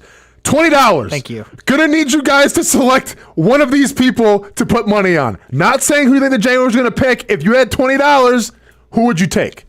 I'll take Travis Hunter. That's a payday. Yeah, I think I'm with him. Okay. Look, okay. You think he's gonna drop to 5 though? Okay. Honestly, am I about to get kicked out of my house, or do I have $20 to mess around with? I'm just saying, if I gave you $20, yeah, Travis Hunter. Yeah, because it's $20 I never had, so I might as well lose it again. Your own money. Sorry. Your own money. And I'm not saying like the lights are flickering. You're fine. My house is fine. Financially, you're okay. I got gas in the tank. It's running a little low. Not gonna lie. Your Chick-fil-A points are up. So inflation is rising. Your next meal can be free. Yup. I do have enough points for a free meal. Okay. You putting on Hunter? I mean, what's that payout gotta Write be? the check. Well, I mean, it's 20. Well, yeah, I'm bad at math. What is it? Plus 10,000? Plus 10,000. Yeah, that's $2,000. But Casey, he ain't dropping. Okay, yeah, okay. Same thing for you, Hamby? Oh yeah. Okay. I think Tet McMillan is more. Yeah, that's where I was gonna go. Yeah, but like actually has a chance though. Is my point. Like I don't think there's like I understand the odds are the odds for a reason. Travis Hunter is not like he can go to the Jaguars if they trade up. He's not gonna fall to 5. There's no way. What if something dumb happens with the quarterbacks? A couple of dumb things got to happen then. There's a lot of dumb people. In the Okay. world. Yeah. No, I hear you. I hear you. We've seen wilder stuff happen. I mean, listen. They trade up for Josh Rosen that one time. Listen, like I would take Hunter over a guy like even like Shadir. Okay, they have Shadir Sanders plus 6,000, which makes 0 sense. That's a trade. That would be a trade thing. That's yeah, you're right. You're right. Okay. Yeah, well, whatever the case. So you guys both taking Travis Hunter at plus 10,000. Okay. What would you do? I think my gut is telling me. Well, I think it could be Genty, honestly. But like, I'm not getting much for plus 140. You are getting free money though. So yeah, but I would risk it. I think for Ted McMillan at plus 700. Yeah, and I probably wouldn't be happy with the pick. I'll be honest with you. At number 5. That's where I was going to go until I thought about Travis Hunter. Because this would have to be a Jaguars pick. I don't see any team trading up to number 5 to get Ted McMillan. No, it would have to be the Jags. Yeah. Although the Genty thing's interesting because that's almost free money a little bit. Because so? It feels like all of them being plus money is dope, honestly. Like, yeah, if you had money, just sprinkle on all of them. Mm-hmm. I mean, you know what I mean? Mm-hmm. Now, granted, math, how that works. But, I mean, you think it's going to be one of a couple people. Yeah. I mean, I don't know. Free money, potentially. Free money. All right, Casey. Well, you got a game for us today, or do you just want to throw it away and do something else? Well, I did have a plan for play-by-play. I forgot to tell Hamby there's videos in the drive. I got them. Oh, great. Nice. So that was the plan. Real quick, though. Hold on. Let me see if I have something. I meant to show this to you guys the other day. I do have it. Okay. All right. So I just want to start with saying this is foul, what I'm about to show you. Okay. But I want everyone to play along here. Like where this is going? You familiar with Pokemon? Without a doubt, man. Come on now. Hamby? I got a Charizard somewhere at my mom's house just chilling. You said no, Hamby? I mean, I can name a couple of them. I've never done it. Never. Just you get the idea. Yeah. There's Pokemon cards, right? Yeah, they're huge right now. Everybody's buying them, selling them. Yeah. Who are you telling? Anyway, so I was opening some Pokemon cards the other day from one of the new sets. Okay, this one looks a little wrinkly. I'm not gonna lie. Like it looks a little crinkled up here. It was in my wallet. Okay. Yeah, it's not. Well, it's okay. It's not special. Okay. But like Pokemon, we agree for the most part for children. Yeah, for sure. I mean, there's a lot of collectors out there that are like grown men that want to like turn a profit off it. But yeah, it's a cartoon made for kids. Yeah. So this is a card that they made in the new set, and I just want to get your guys' take on it real quick.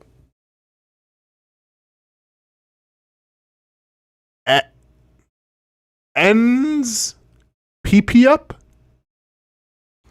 That's not foul to you? Ends PP? I don't get it. You don't get it. Look at the card. Look at the card. Okay, now I get it. Yeah. So it's called Ends PP up. Yep. And there looks to be like a Is this not the foulest thing you've ever seen? Viagra Aspirus. Can you please read, because we can't see it on the stream. What does it say about it? I don't know. Attach a basic energy card from your... Yeah, it's not important. But they made this. Okay.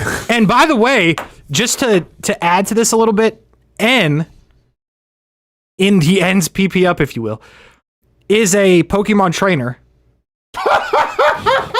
That's a dude.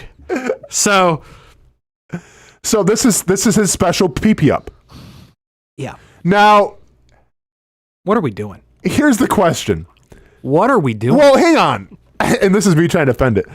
There's no defending. Well, did it get like lost in translation? You know how when if you try to convert like Japanese to American sometime or English, sometimes like I hear you. You lose it in translation? I don't think so. I hope that's the case here, Casey. What could be confused? Austin, it's 1, 2, 3. It's 5 letters. How are we getting lost? Well, I don't know. What does PP stand? Oh man, I'm done with it. Foul, is it not? The foulest thing in Pokemon. Would you be mad if your kid was like, comes up to you, hey, what is this? I just pulled this. You'd be like, I mean, no, because dude, kids these days. Listen, I'm gonna tell a quick story. This by all means. Yeah. So mom was in town. Okay. Great to have her in town. Grandma was in town for my son. My son Ronan is 10 years old. Now, I may have a couple weeks ago started to ingrain him with the D's jokes, you know? Can I say it or not? I can say it, right? Yeah. D's nuts jokes. Okay. Right? Yeah, I can say that. That's fine. I didn't think he was going to say it. I said it. So, Ronan, so, you know, it's Easter. By the way, it's Easter. You know, kind of a... Oh, that's bad. Oh, no, just wait. So it's Easter, and my son's in the kitchen, mom's on the couch and everything, and I'm making waffles and bacon for the family, man. Nice. Right? It's what we do on Sundays. Known you know? cooker. Yep, known cooker. And my son goes, hey, Dad, you like see? But no, I didn't know where he's going. So I'm like, I know what you're trying to do, and I'm not playing along. And he goes, what? I was talking about CeeDee Lamb. And I go, okay, that's pretty funny. My mom hears this in the background and goes, Ron, you talking about CeeDee's nuts? And my mom, who is the sweetest, kindest, most compassionate woman of all time, did a CeeDee's nuts to my son, and my son is now just in tears laughing. And I'm like, hey, Ma, Easter? Hey, Ma, you're like, you know, a little older, so, you know, gonna put you in a home one day and keep acting like that. Just kidding. I'm not gonna, but no, kidding. But you can't say that because now he's gonna be like, oh, well, if grandma thinks it's cool, it's good. Hey, teachers, check this out. Yeah. No. So that's what I'm dreading now. That's gonna gonna get be a phone call shortly. It's gonna be a bad call. Oh, but in retrospect, though, I kind of realized now I had an epiphany. I can't wait because it's gonna happen one day. I hope it happens, but if not, it's cool too. But if my son has kids one day, and I'm going to play the grandparent role. You're forecasting out, my guy. Oh, my guy. I'm going to, hey, all the jokes, all the inappropriate behavior. That's all I'm going to say. You're going to sit on it for the next 30 years and wait? Casey, this is going to be a slow play. Okay. All right? It's going to be a 20 to 30 year slow play. I'm going to be, you know, hurting, but I'm going to get those CeeDee's nuts jokes out. And by the way, forget when they're 10. We're starting them out at like 5 or 6 years old. That's foul. There you go. It's absolutely foul. All right, what do you got for us? If there was a situation with the school, you just better hope you're the one that gets the call. No, I'm blaming my mom. Hey, call grandma up. What? I'm saying, let grandma know. I'm saying I hope you get the call. Oh, I know. Yeah, I know. It would be rough. Yeah, because his mother wouldn't. There'd be that's the call you don't want. Get the call from the school. The call from Ronan's mom is not what you want. Because he'd be like, you're never going to believe what Ronan said today. Yeah. And then that's got to be dumbfounded. I can't imagine. Where did you hear that? What? We don't talk like that. CeeDee's who? He wasn't are you sure he was talking about CeeDee Lamb? Yeah. Oh, man. Yep. So I get to, shout out to my mom for that one. Oh, man. Really made the whole weekend. All right, Casey. I watched Monday Night Raw last night. I didn't even watch all of it. I didn't watch all of it. Oh, okay. You watched it. How'd you stumble upon that, Hamby? You were just excited? Well, I mean, I watched both main events of WrestleMania. Okay. Yep. Just those. Yep. That was the only thing I watched. I watched the full main event both nights. Nice. So you got one good show and one not so good. Yeah. And, you know, I'm about as in and out as they come. Sure. Was not obviously a fan of the main event Sunday. So I was like, all right, well, surely they got to have a good idea on Monday Night Raw. Mm-hmm. So I watched the beginning, enjoyed it. Yeah. Thought it was well played, and then I watched the very end, and that was very surprising to me as well. I haven't seen the end yet, but I've seen the beginning. And you haven't seen it? I haven't seen the end yet. I'm like an hour and a half in because I had to watch The Last of Us. By the way, you watched The Last of Us? No, I don't. I heard the second season's bad. I heard. I'm gonna say this one thing. I don't want to spoil it for anybody. You got 5 seconds, folks. For 3, 2. I'm not gonna spoil it. But guarantee that at some point in this here's what I'm upset about with The Last of Us. Yeah, here we go. Episode 2. Episode 2. No one is making a big deal of what happened. Like, there should be memes. There should be like press releases. Oh, you're saying the real life internet isn't reacting enough to what happened? Not even close. Like, we feel a certain type of way about John Cena and Cody Rhodes because everyone want to talk about that. Uh-huh. How isn't anybody talking about The Last of Us? That's all I'm going to say. Well, now I kind of want to know. That's all I'm going to say. I'll tell you after the show. Hey, it's,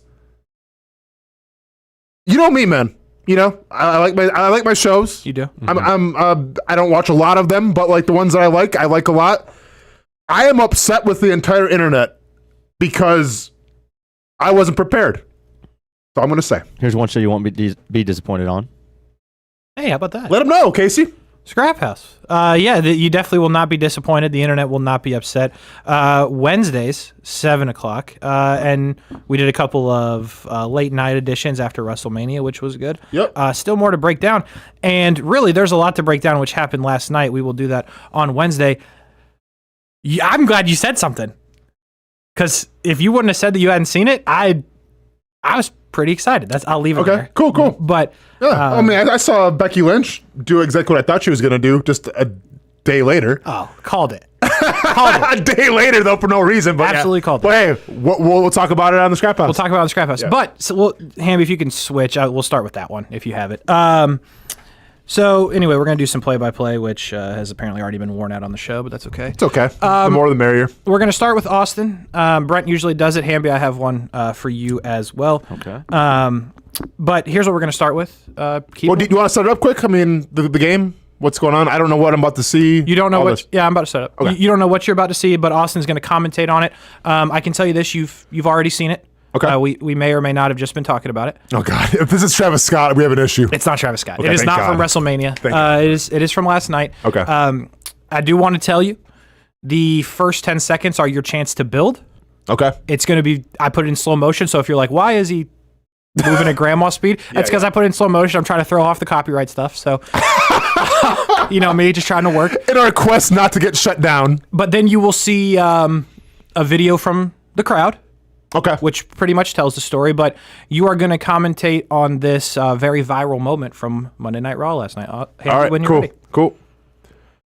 John Cena, the one and only 17-time champion, pissing everybody off in that stadium or that arena. You hate to see it. Seems to be... That's a viper, ladies and gentlemen. Somebody call poison and pest control. We have a viper on the loose, stalking his prey. Randy Orton, Mr. RK. Do we dare see Randy Orton, John Cena? It's an RKO from nowhere. RKO out of nowhere. Holding the belt over the lifeless corpse of an aging, balding John Cena. Randy Orton in all his glory. In all his pomp and circumstance. Oh, let's go back to it. John Cena, yep, I'm going to ruin professional wrestling. I'm the bad guy. Say what you want about it. I'm not going to wrestle ever again. And here comes Randy Orton slithering like the snake that he is. That is a slither. Slithering. Neck looks fine, by the way. Neck looks to be in great shape. This is Cinderella. And then... Oh, my goodness. Chomping at the bit, waiting to strike, and here is an RKO out of nowhere. We see you, Cena. We've seen you the entire time for the fraud that you are. And Randy Orton standing stoic. Do I dare say Randy Orton, John Cena now? At payback, I guess? No. At payback? I got one thing. At payback? Hey, what do you got? I hope you're wrong there. Anytime Cena would take an RKO, if they were to fight in tonight, tomorrow, doesn't matter, he's kicking out. Mm-hmm. But yet when he does it here, and I get you have to do it, but then he's lifeless for 5 minutes while Randy stands over him, while Randy gets the belt, while Randy goes to this side and does his thing, and then he... 5 minutes? He's kicking out immediately after one. You know I mean, what? Cody Rhodes took 4 AAs Sunday. Yes, he did. One off the top, whatever. Top rope. Top rope? Yeah, he did. And that's actually not what put him away, believe it or not. It's Travis Scott. Yeah, no, listen, Hamby, that's actually my number one beef in wrestling at the moment. This is my huge, massive beef with Cody Rhodes. Like, And Pat McAfee, he's done many TED Talks on is it. immediately getting up after Gunther he has hasn't a seen rear... it. Have you seen it? Nope. Good to see they got Gunther. This is going to be Gunther, Pat McAfee. It's definitely not going to be Gunther, Pat McAfee. Okay. So Pat McAfee died. Yeah. Ah. Well, he's probably it's not football season yet. I mean, he trying to get him out of there? Interesting. Okay. I'll watch that. I mean, but is that really what happened? What do you mean? Or did Hamby just make that up to throw you off? Oh, maybe. Yeah. Because why on earth, think about this, you know wrestling, why on earth would Gunther be involved with Pat McAfee in any way, shape, or commentators are form? never involved. Why on earth would... Because Pat McAfee's taking a leave of absence. Would fedora hat, Hawaiian shirt Gunther be attacking? It's just not possible. Hamby's trying to throw you off. I like what if he's wearing a fedora, I'm gonna lose my... Okay. Not looking good. Hamby, you're up next. We're calling an audible. You're up next. Okay. If you haven't found out the gimmick yet, I got you more Brave stuff. Oh, great. Hey, we've been winning ball They've been games. winning, though. This one made the news, though. This is not a win or a loss. This is just a casual knock. I believe it's the 6th inning in a tie game. Jared Kelnick, the one hitting the baseball. I don't know if that Okay, I know exactly. gives you any hints, but when you're ready. All right, we got Jared Kelnick. He hits a long drive to right field, And does it have enough? No, it does not. That has to be a sure double. In a tie game, oh my gosh, he must have pimped it out of the box. The Braves have been sucking. We have been trying to win ball games. This is a 3-3 game, and we got to do everything we have to do to get a guy in scoring position, and you want to pimp one. Hey, Jared Kelenic, newsflash, you don't have the juice to pimp any ball. You've never hit one over 450 in your life, and we have a right field wall, so let's run out of the box maybe. And yeah, he's definitely out. If it was Acuna, his butt would be on the bench for at least one game. But it's Kelenic, so he's probably going to go right back out there. And that's why the Braves are pissing me off. That was great. I like those Montreal Expo jerseys too, by the way. That was really good. Those look good. Acuna has a point, though. If you saw that on social media, he literally tweeted, hey, Snicker would have benched me for that, and he's right. Dang. Yeah, that was... Yeah, that was good. I know pimped it was a thing in baseball. I like it. Oh, yeah, he's standing there admiring his work. Yeah. He does not even have the juice, like, ever. Like, I like the guy, but you don't hit the ball 440 feet. Got to have the juice. That shouldn't even be in your repertoire to pimp a home run. I agree. That was nasty work. So if you stand there and watch it, it's called pimping a home run? Yeah. But the key, I can't explain to you the most important part of the pimp. Yes. Is to hit it out. Oh, yeah. Hey. It has to leave the Hey, stadium. you think? Yeah. Oh, sure. I'll give you a good one real quick. I wish there was video of this. You would have a good time with this. In high school one time, for no reason whatsoever, I used to hit, my power was like opposite field. I don't know why. Yeah. I like it.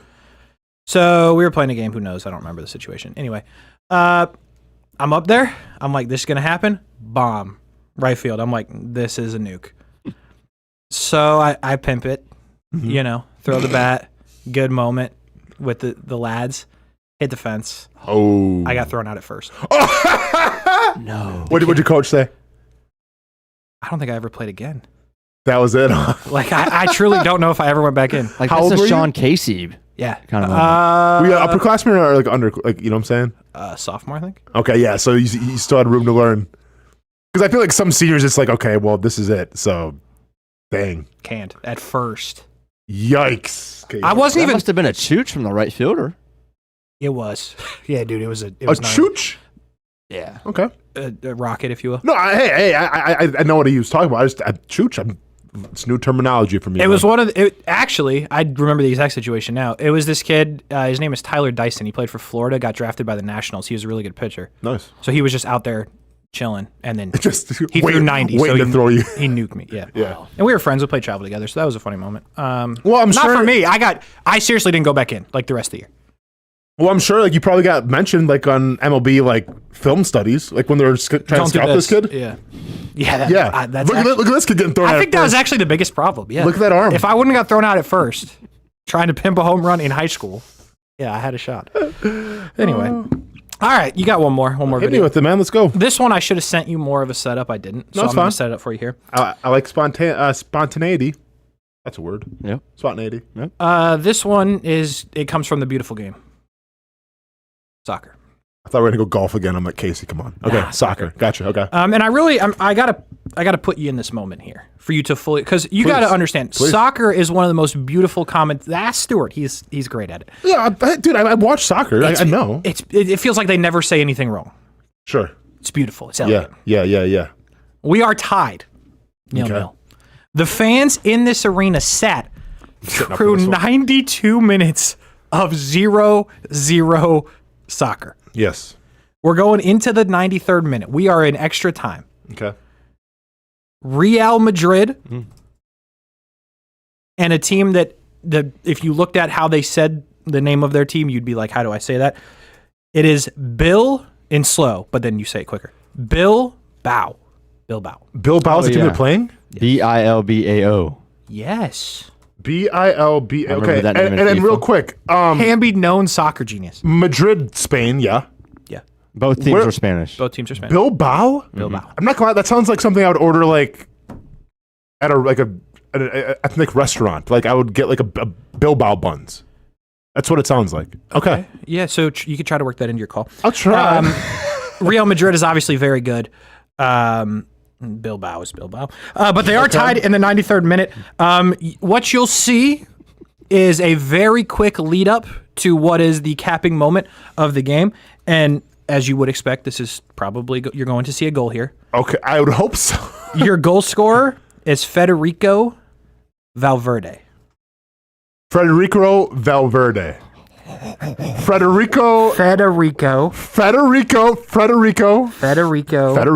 Valverde. Don't act like I should know who this guy is, by the way, please. He's really good at this. Here we go.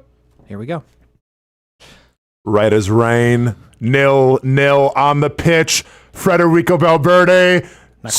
Not quite, but we're going to get him back in his... Federico and goal! Federico Valverde! What a strike from the right pitch corner. He tiptoes right as rain, all willy-nilly, and he scores. I'm going English, and I'm going a little British too as well. Yeah, this is in Spain. Yeah, but it's still an English commentator. Goal. All right. I mean, dude, you can't. What? That was hard. I know. Okay, good. I can't pronounce the dude's name. I can't pronounce one of the teams that are playing. Bilbao. Real Madrid taking on the Bilbao. Real Madrid. I should have let Hamby do that one. Holy cow. He can roll those R's pretty good. I'm minored in Spanish. No. See? What? See what we're dealing with? Yep. Why? At UCF? Yeah. Yeah, you're really using that, aren't you? Why did you do that? Yeah. In case I wanted to do more of a career specifically in baseball, because half the league speaks Spanish. Oh, I guess that is a pretty... What's your major? Sports journalism. Huh. It was also because I took it all through high school and all the, and I obviously, as we've well documented, worked with the Jumbo Shrimp, and all those guys spoke Spanish. So I was like, I actually want to know it. Are you like, could you talk in Spanish right now? My speaking right now, 3 years since college is probably terrible. All right. I can still enunciate the words. Looks like we're going to have to go to La Liga for his next thing next week. Yeah. Isn't that's Spanish, right? That was the league they were in right there. The league. Nailed it. That means the league. So yeah, nice work. Cool. That goal was disgusting. That was a screamer. I don't know if you gave it enough credit, but like I definitely didn't know. When on the first replay, when he bent it back and glorious stuff. Who's your team, Casey? By the way, before we get into Hamby's next one, do you have a team? I don't have any more. You just watch. You don't have any? No, I'm saying. Sorry. Who's your soccer team? Chelsea, but. Oh, that's right. Yeah. Yeah, but. Yeah. Okay. We're all set. Hamby, do we need another break, or can we just go to the top of the hour? Keep going, brother. Oh, nice. All right. Going straight hour? Going straight hour. Well, that's Casey. all I got. No, that's all, man. I got a lot more. Unless, Hamby, you got something. And it's not NBA, don't worry. Yeah, I know. Sigh of relief. Thank God, I know. I'm doing you a favor, doing you a solid. Hamby, anything or not? Before I get into what I want to get into? You got it. You guys seen the latest from Albert Breer? No. About the NFL draft and maybe a certain someone going to the Pittsburgh Steelers? Nope. Hamby, should I cough or do you want to guess who it is? Well, if I remember right, that would be one Jalen Milroe. Jalen Milroe is shooting up draft boards right now. Now, once again, is this a smoke screen or is this true? Is this fire, if you will?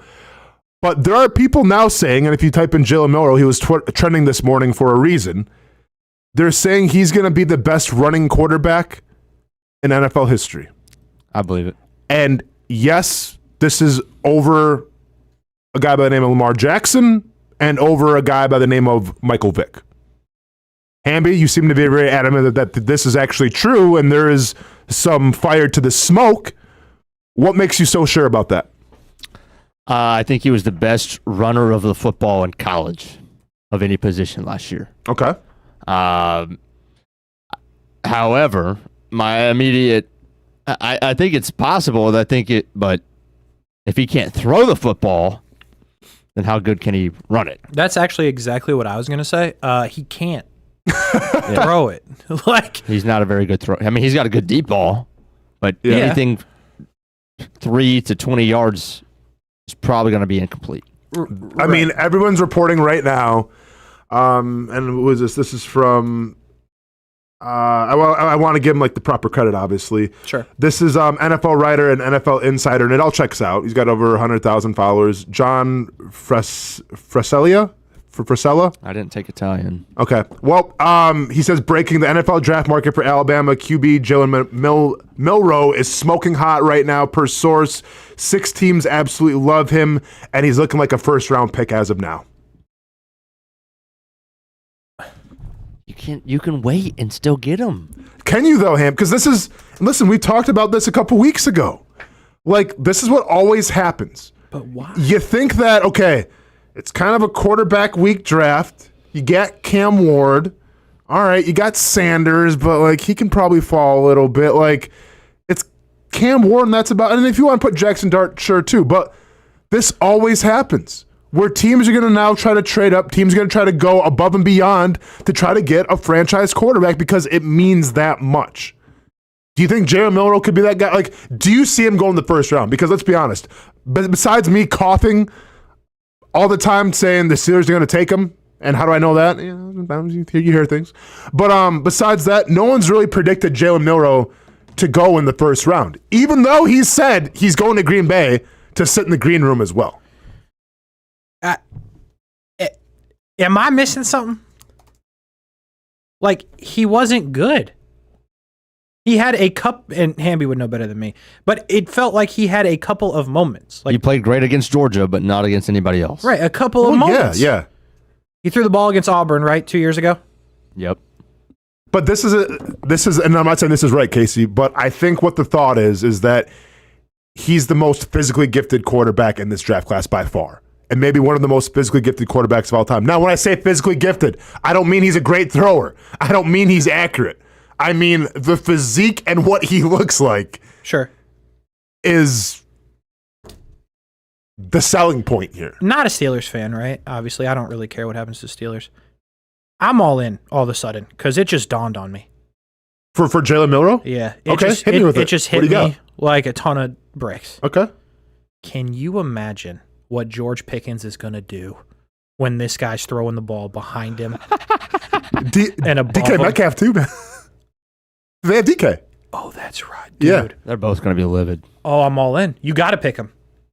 Dude, we're going to see George Just Pickens for the drama. crashed out like he's never crashed out before. Every game. And this guy is certifiably insane. This guy is going to, I don't know what he's going to do. DK's kind of game. I'm not saying DK is like that, but DK every possession. If he's not getting the ball, they're not going to make it out of training camp. Can you imagine it's 1 billion degrees wherever the Steelers are doing training camp? Milroe throws it behind you again. Pickens is just going to go hit him. Punch him square in the throat. You saw it. So here's my big thing. Oh, I'm all in. Give him Hard Knocks too. Here's my big thing. Haven't you learned this from Anthony Richardson already? Haven't you learned this 1 billion times? Well, yeah, Casey, but to be fair, I mean, look at a guy like Josh Allen. And no, I'm not saying Jalen Milroe's Josh Allen. But you look at Josh Allen, what he did at Wyoming, look at his numbers. They were pedestrian at best. Mm-hmm. Like, they weren't good. Now, a lot of that has to do with who he was playing with as well. But the whole thing with Josh Allen, it's not necessarily what you saw in film. It's what the size said, it's what the athleticism said, and it's what the potential said. Fair. And now he's considered, if not the best quarterback in the NFL. Fair. So this is the Jalen Milroe thing. But this is the thing, and this is my point. For every Josh Allen, there's going to be an Anthony Richardson. Mm-hmm. What do you think Jalen Milroe is going to... I mean, do you see Jalen Milroe falling more of that Anthony Richardson type?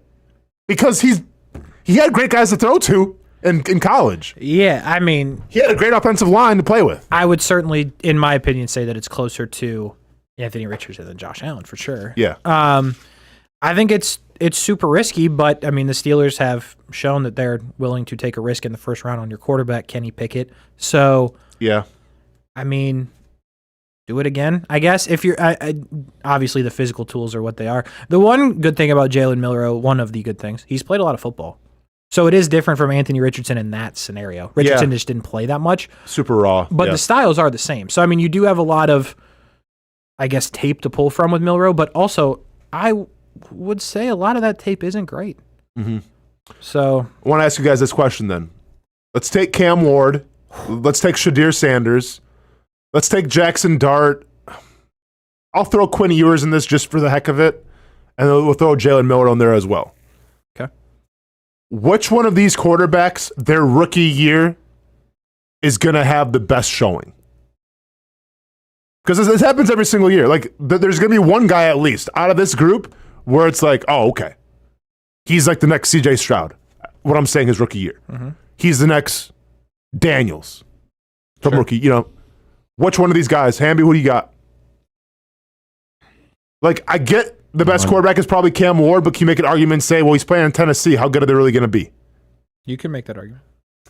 So who you guys got? Can I say none, or do I have to pick somebody? Got to pick somebody. But Hamby, it's going to be somebody. You realize this, right? Like, let's assume, just for the sake of this argument, we'll say there's 3 quarterbacks that go in the first round. There might be 4 at this point. Mm-hmm. There might be 5. Who knows? And then you got your second round picks. Maybe it's Ewers, maybe it's Jackson, whatever. But there's going to be 5 guys that get significant playing time, I think, in the NFL this up and coming year. 5 rookies. Out of those 5 rookies, someone's going to shine. Someone's going to be the next big thing. Who are you taking? I'll take Dart. Jackson Dart. Okay. Casey. I lean towards Jackson Dart, but I will say Cam Ward's going to have the most opportunity to do so. Absolutely. Oh, without a doubt. Because he's in there from day one. But can he be the guy in Tennessee right away? I mean, Tennessee stinks, so there's that. Yeah, but, yeah. I just think he'll have the most opportunity. Now, if you told me Jackson Dart was going to end up on, I know, it's a little bit of... the Steelers, I would definitely vote that. Yeah. But if you're going to tell me... If he ends up on the Saints? Yeah, it could be rough. Yeah. Well, keep in mind, too, a part of me wants to just say Jalen Milroe just because if he goes to the Steelers, okay, but, who's to say Aaron Rodgers doesn't go to the Steelers as well? Yeah. And then, they try to develop Jalen Milroe. So, to me, it's got to be, who do I think could go to a decent team and fall maybe a little bit? That'd be a great pairing. But who also has the talent to maybe... And I think it might be Sanders. Aaron Rodgers and Jalen Milroe. I think maybe Shadir Sanders. Which is wild because, think about it, the only thing that we hear things about Shadir Sanders. Right. But how much of that can you actually believe and how much of it is just... That's fair. And we want to say, we put so much stake now into kind of being a dual threat quarterback. Shadir Sanders ran a 4.6. All right, he's a dual threat guy. Now, if you go I'm trying to think of teams you could go to. Raiders. Giants. Probably not going to be the Raiders. I mean, Brock Bowers, but yeah, I know, not enough. Giants could be interesting with Malik Neighbors. Casey says absolutely not. It is the Giants after all. I don't know, man. I feel like every single year there's kind of a slam dunk where you think this is going to be the guy. Sure. I mean, I thought Daniels last year, and I forget how I ranked him. I thought Daniels was going to be decent because he's with a decent team. He's with Cliff Kingsbury. Mm-hmm. How could he not be? I'm not sure with this group, but there's going to be one guy. Yeah. Mark my words. No, there definitely will be, and it's going to be the one that plays for the Steelers. The one that plays, even with Aaron Rodgers, though, possibly? If one of them plays for the Steelers. Let me ask you this. If you're the Steelers, do you go Aaron Rodgers and a guy in the draft, or do you not go Aaron Rodgers at all? Because I wouldn't go Aaron Rodgers. Because it seems like right now, if it's not going to be the Steelers for Aaron Rodgers, he's probably done then. If I want to go get a guy like Will Howard or Kyle McCord or Tyler, however you say his last name, then I'm going to bring in Aaron Rodgers. Because I don't have to draft that guy in the first round. Sure. If I draft a quarterback in the first round and it's either Shador or Jackson, well... You don't even know if they're going to be... Yeah. I'm not bringing a dual threat running back in and Aaron Rodgers. If I'm going to bring it... Huh? No, I said... Okay, yeah. That's fair. Yeah. Yeah, but if I could bring in Jackson Dart and Aaron Rodgers... I could do that. So you're saying it's got to be more about the style of player. Yeah, I mean, what is Aaron Rodgers? I mean, Aaron Rodgers, I'm sure could teach Jalen Miller a lot, but I think you'd rather have their play styles mix a little bit. Those guys are just nothing alike. But I guess the other case would be: can you say if you're Jalen Milroe and you're in Pittsburgh with Aaron Rodgers, could Rodgers teach you a lot in terms of throwing the football and vision and diagnosing defenses? And then you just let your playmaking ability take over from there. If I remember anything from watching the Rodgers documentaries, is that he's not the biggest, I'm going to teach you, I'm going to sit you down, I'm going to teach you about coverages and all these things. That's the exact answer. He's not going to be, a bully by any means. He's going to be nice to the guy, and I think we saw that with Jordan Love. But Jordan Love's he didn't teach me a bunch. I learned by watching him. Sure. And the coaches taught me a lot. But Rodgers didn't sit me down in the film room and to go over this, that, and the other, and this read and like he's not going to do that for Jalen Milroe. He's going to play. He's not going to be a prototypical old guy backup quarterback who's more than willing to pass it on to the next generation. No, I hear you, Hamby, and I agree with you. But to play devil's advocate a little bit, would Jordan Love be the quarterback that he is? Top 5 highest paid in the NFL right now, if he didn't have Aaron Rodgers in front of him for a couple years? No. I don't think so either. I agree. Now, whether or not how much Aaron Rodgers actually taught Jordan Love and how much of it was Jordan Love just taking notes of what he saw in front of him, regardless of what it was, that still means something. Mm-hmm. Now, we didn't really see that with Zach Wilson, but that was only like a 1-year experiment. I don't think Zach Wilson's good regardless. Like, listen, I think Jordan Love has a lot more talent than Zach Wilson ever did. Right? Like, the biggest knock on Jordan Love was the school that he played at. Sure. But you could say with Zach Wilson to BYU, I mean, what do they bring to the table? Yeah, I think on the Jordan Love thing, like, I think Aaron Rodgers was a big factor there. I also think it's underrated. Like, yes, he watched Aaron Rodgers. That's a big part. He just sat there. Mm-hmm. Like, I think that's important for a guy like that. And so I think there's a ton of credit that needs to be given to the Packers. Granted, they were in a situation to do it, but it's like, you can just sit there. But and keep sitting. This is my point, though, Casey.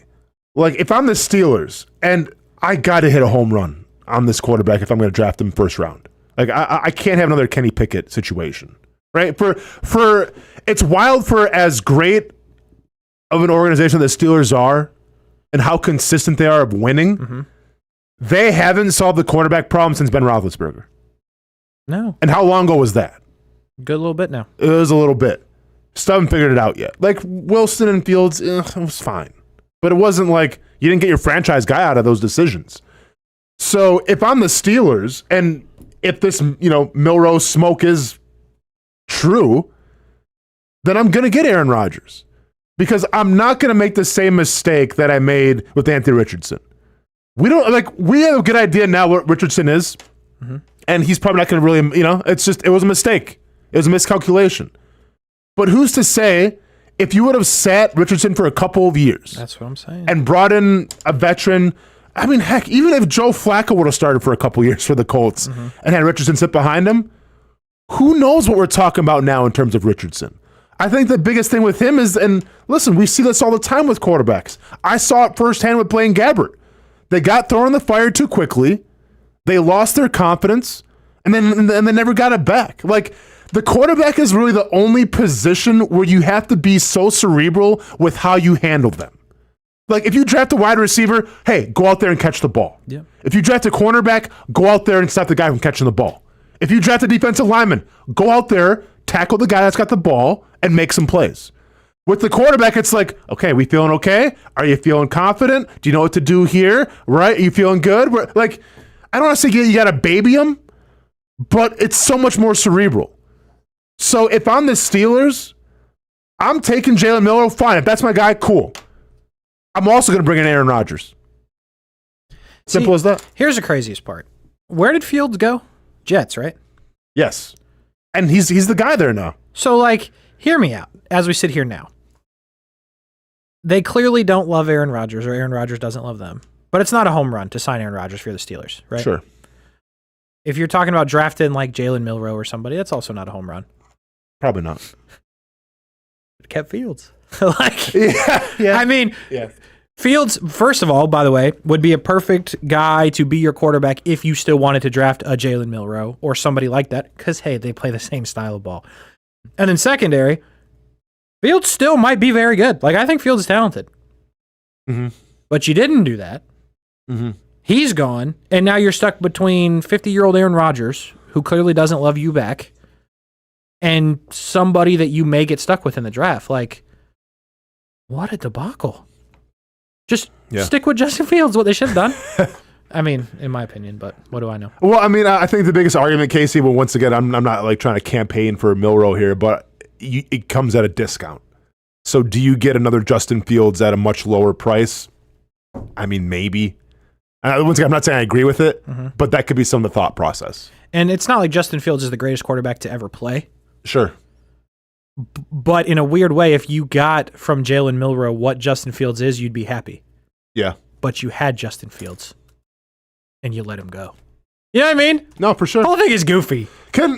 Do we? And I can't remember how this all shook out. Did DK sign before or after Fields? Like, was it with the Jets? I can't remember either. Because I have a hard time believing, knowing DK Metcalf, that he just would have signed with the Steelers if there wasn't a plan at quarterback. Like, to think about this, like, DK Metcalf still has some left in the tank. Yeah. You probably want to re-up another contract. You mean to tell me that you went to the Steelers because Mason Rudolph and Skylar Thompson would be throwing the football? It's cold. You hear me? There's got to be some sort of other plan. Mason Rudolph, he's tough. I'll tell you what, that's the scouting report on Mason Rudolph. He's tough? Bro can take a helmet to the head and That's true. survive. So that's what DK saw. He's like, you know what? I need to be a part of that. Yeah. But I'm telling you, man, cinema. Let him draft Milroe, and we need to be locked into Steelers training camp. Oh, yeah. That's the play-by-play every single day. And Jalen Milroe, a little bit high. I think we should be locked in regardless. Because if Mason Rudolph's going to throw him the football, let's keep an eye on him as well. If Skylar Thompson is going to be the starting quarterback, let's keep an eye on him. George Pickens is sitting somewhere right now like, you know what? I should have done anything else. I could have been a fisherman. I could have been an oil change person. Instead, I'm crashing out on the Steelers because they can't give me the football. Okay, so you here tomorrow or not? Yeah, we'll see. All right, we'll see you tomorrow, possibly, man. For Casey Kurtz, Jason Abbey pushing all the right buttons, Brent Martineau, I'm Austen Lane. Keep it casual. Stay safe. We'll see you tomorrow. Peace.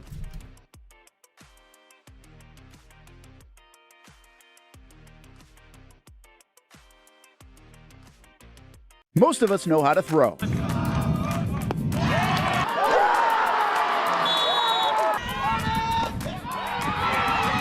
But you need to know what to throw. I'm not talking about footballs, baseballs, softballs. We're talking about those items you need to recycle. Republic Services explains it easy. Recycling simplified. 1. Know what to throw. When in doubt, throw it out. 2. Empty, clean, and dry those materials. It takes an extra minute, but it makes a big difference. And 3. Don't bag it. This makes the recycling process faster and more efficient. This is a look at the Republic Services North Florida Recycling Center. You can make this process even more efficient. By utilizing those 3 steps, Republic Services can help you become a better recycler in your home. Learn more at recyclingsimplified.com.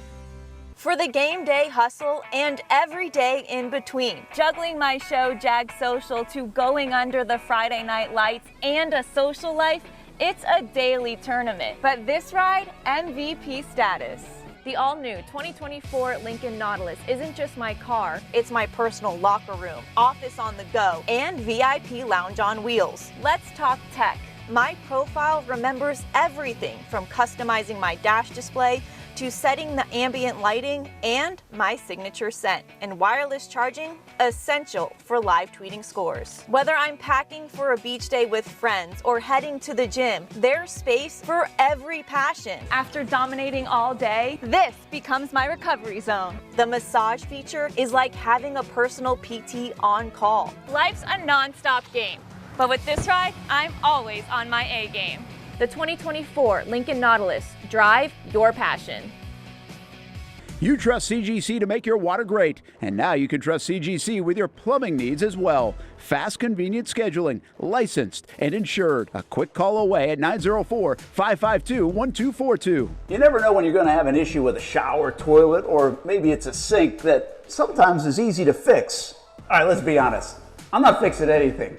I'm totally staging this because when I have a plumbing problem, I call CGC Water Treatment and Plumbing. Trained professionals, transparent pricing, customer satisfaction. Small problem or even a bigger issue. Save 10% off any water heater plus no trip charge. The experts with 25 years of experience at CGC Water Treatment and Plumbing can do it all. Call 904-552-1242 or visit cgcwater.com. For a limited time, CGC is waiving the trip charge on all related plumbing calls. CGC Water Treatment and Plumbing, an authorized independent Connecticut dealer. Florida license number CFC 1432579.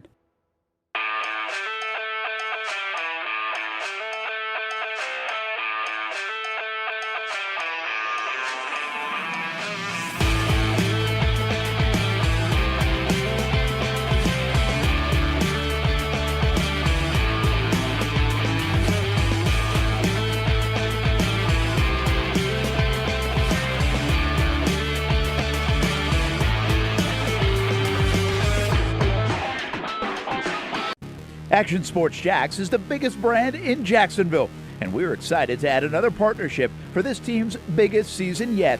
Action Sports Jax 24/7 is now the official streaming network of the Jacksonville Sharks for their 15th season.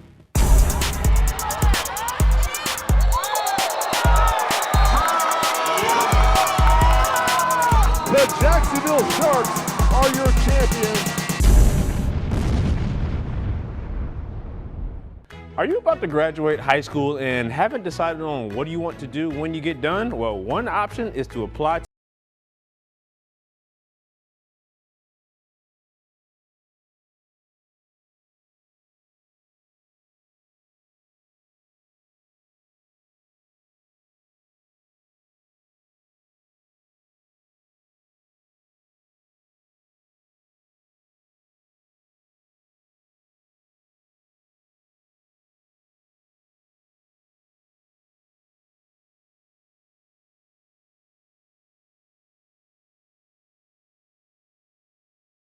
those sought-after benefits. Now, that sounds pretty good to me, and if that sounds good to you, it should check off a lot of boxes. So head on over to etajax.org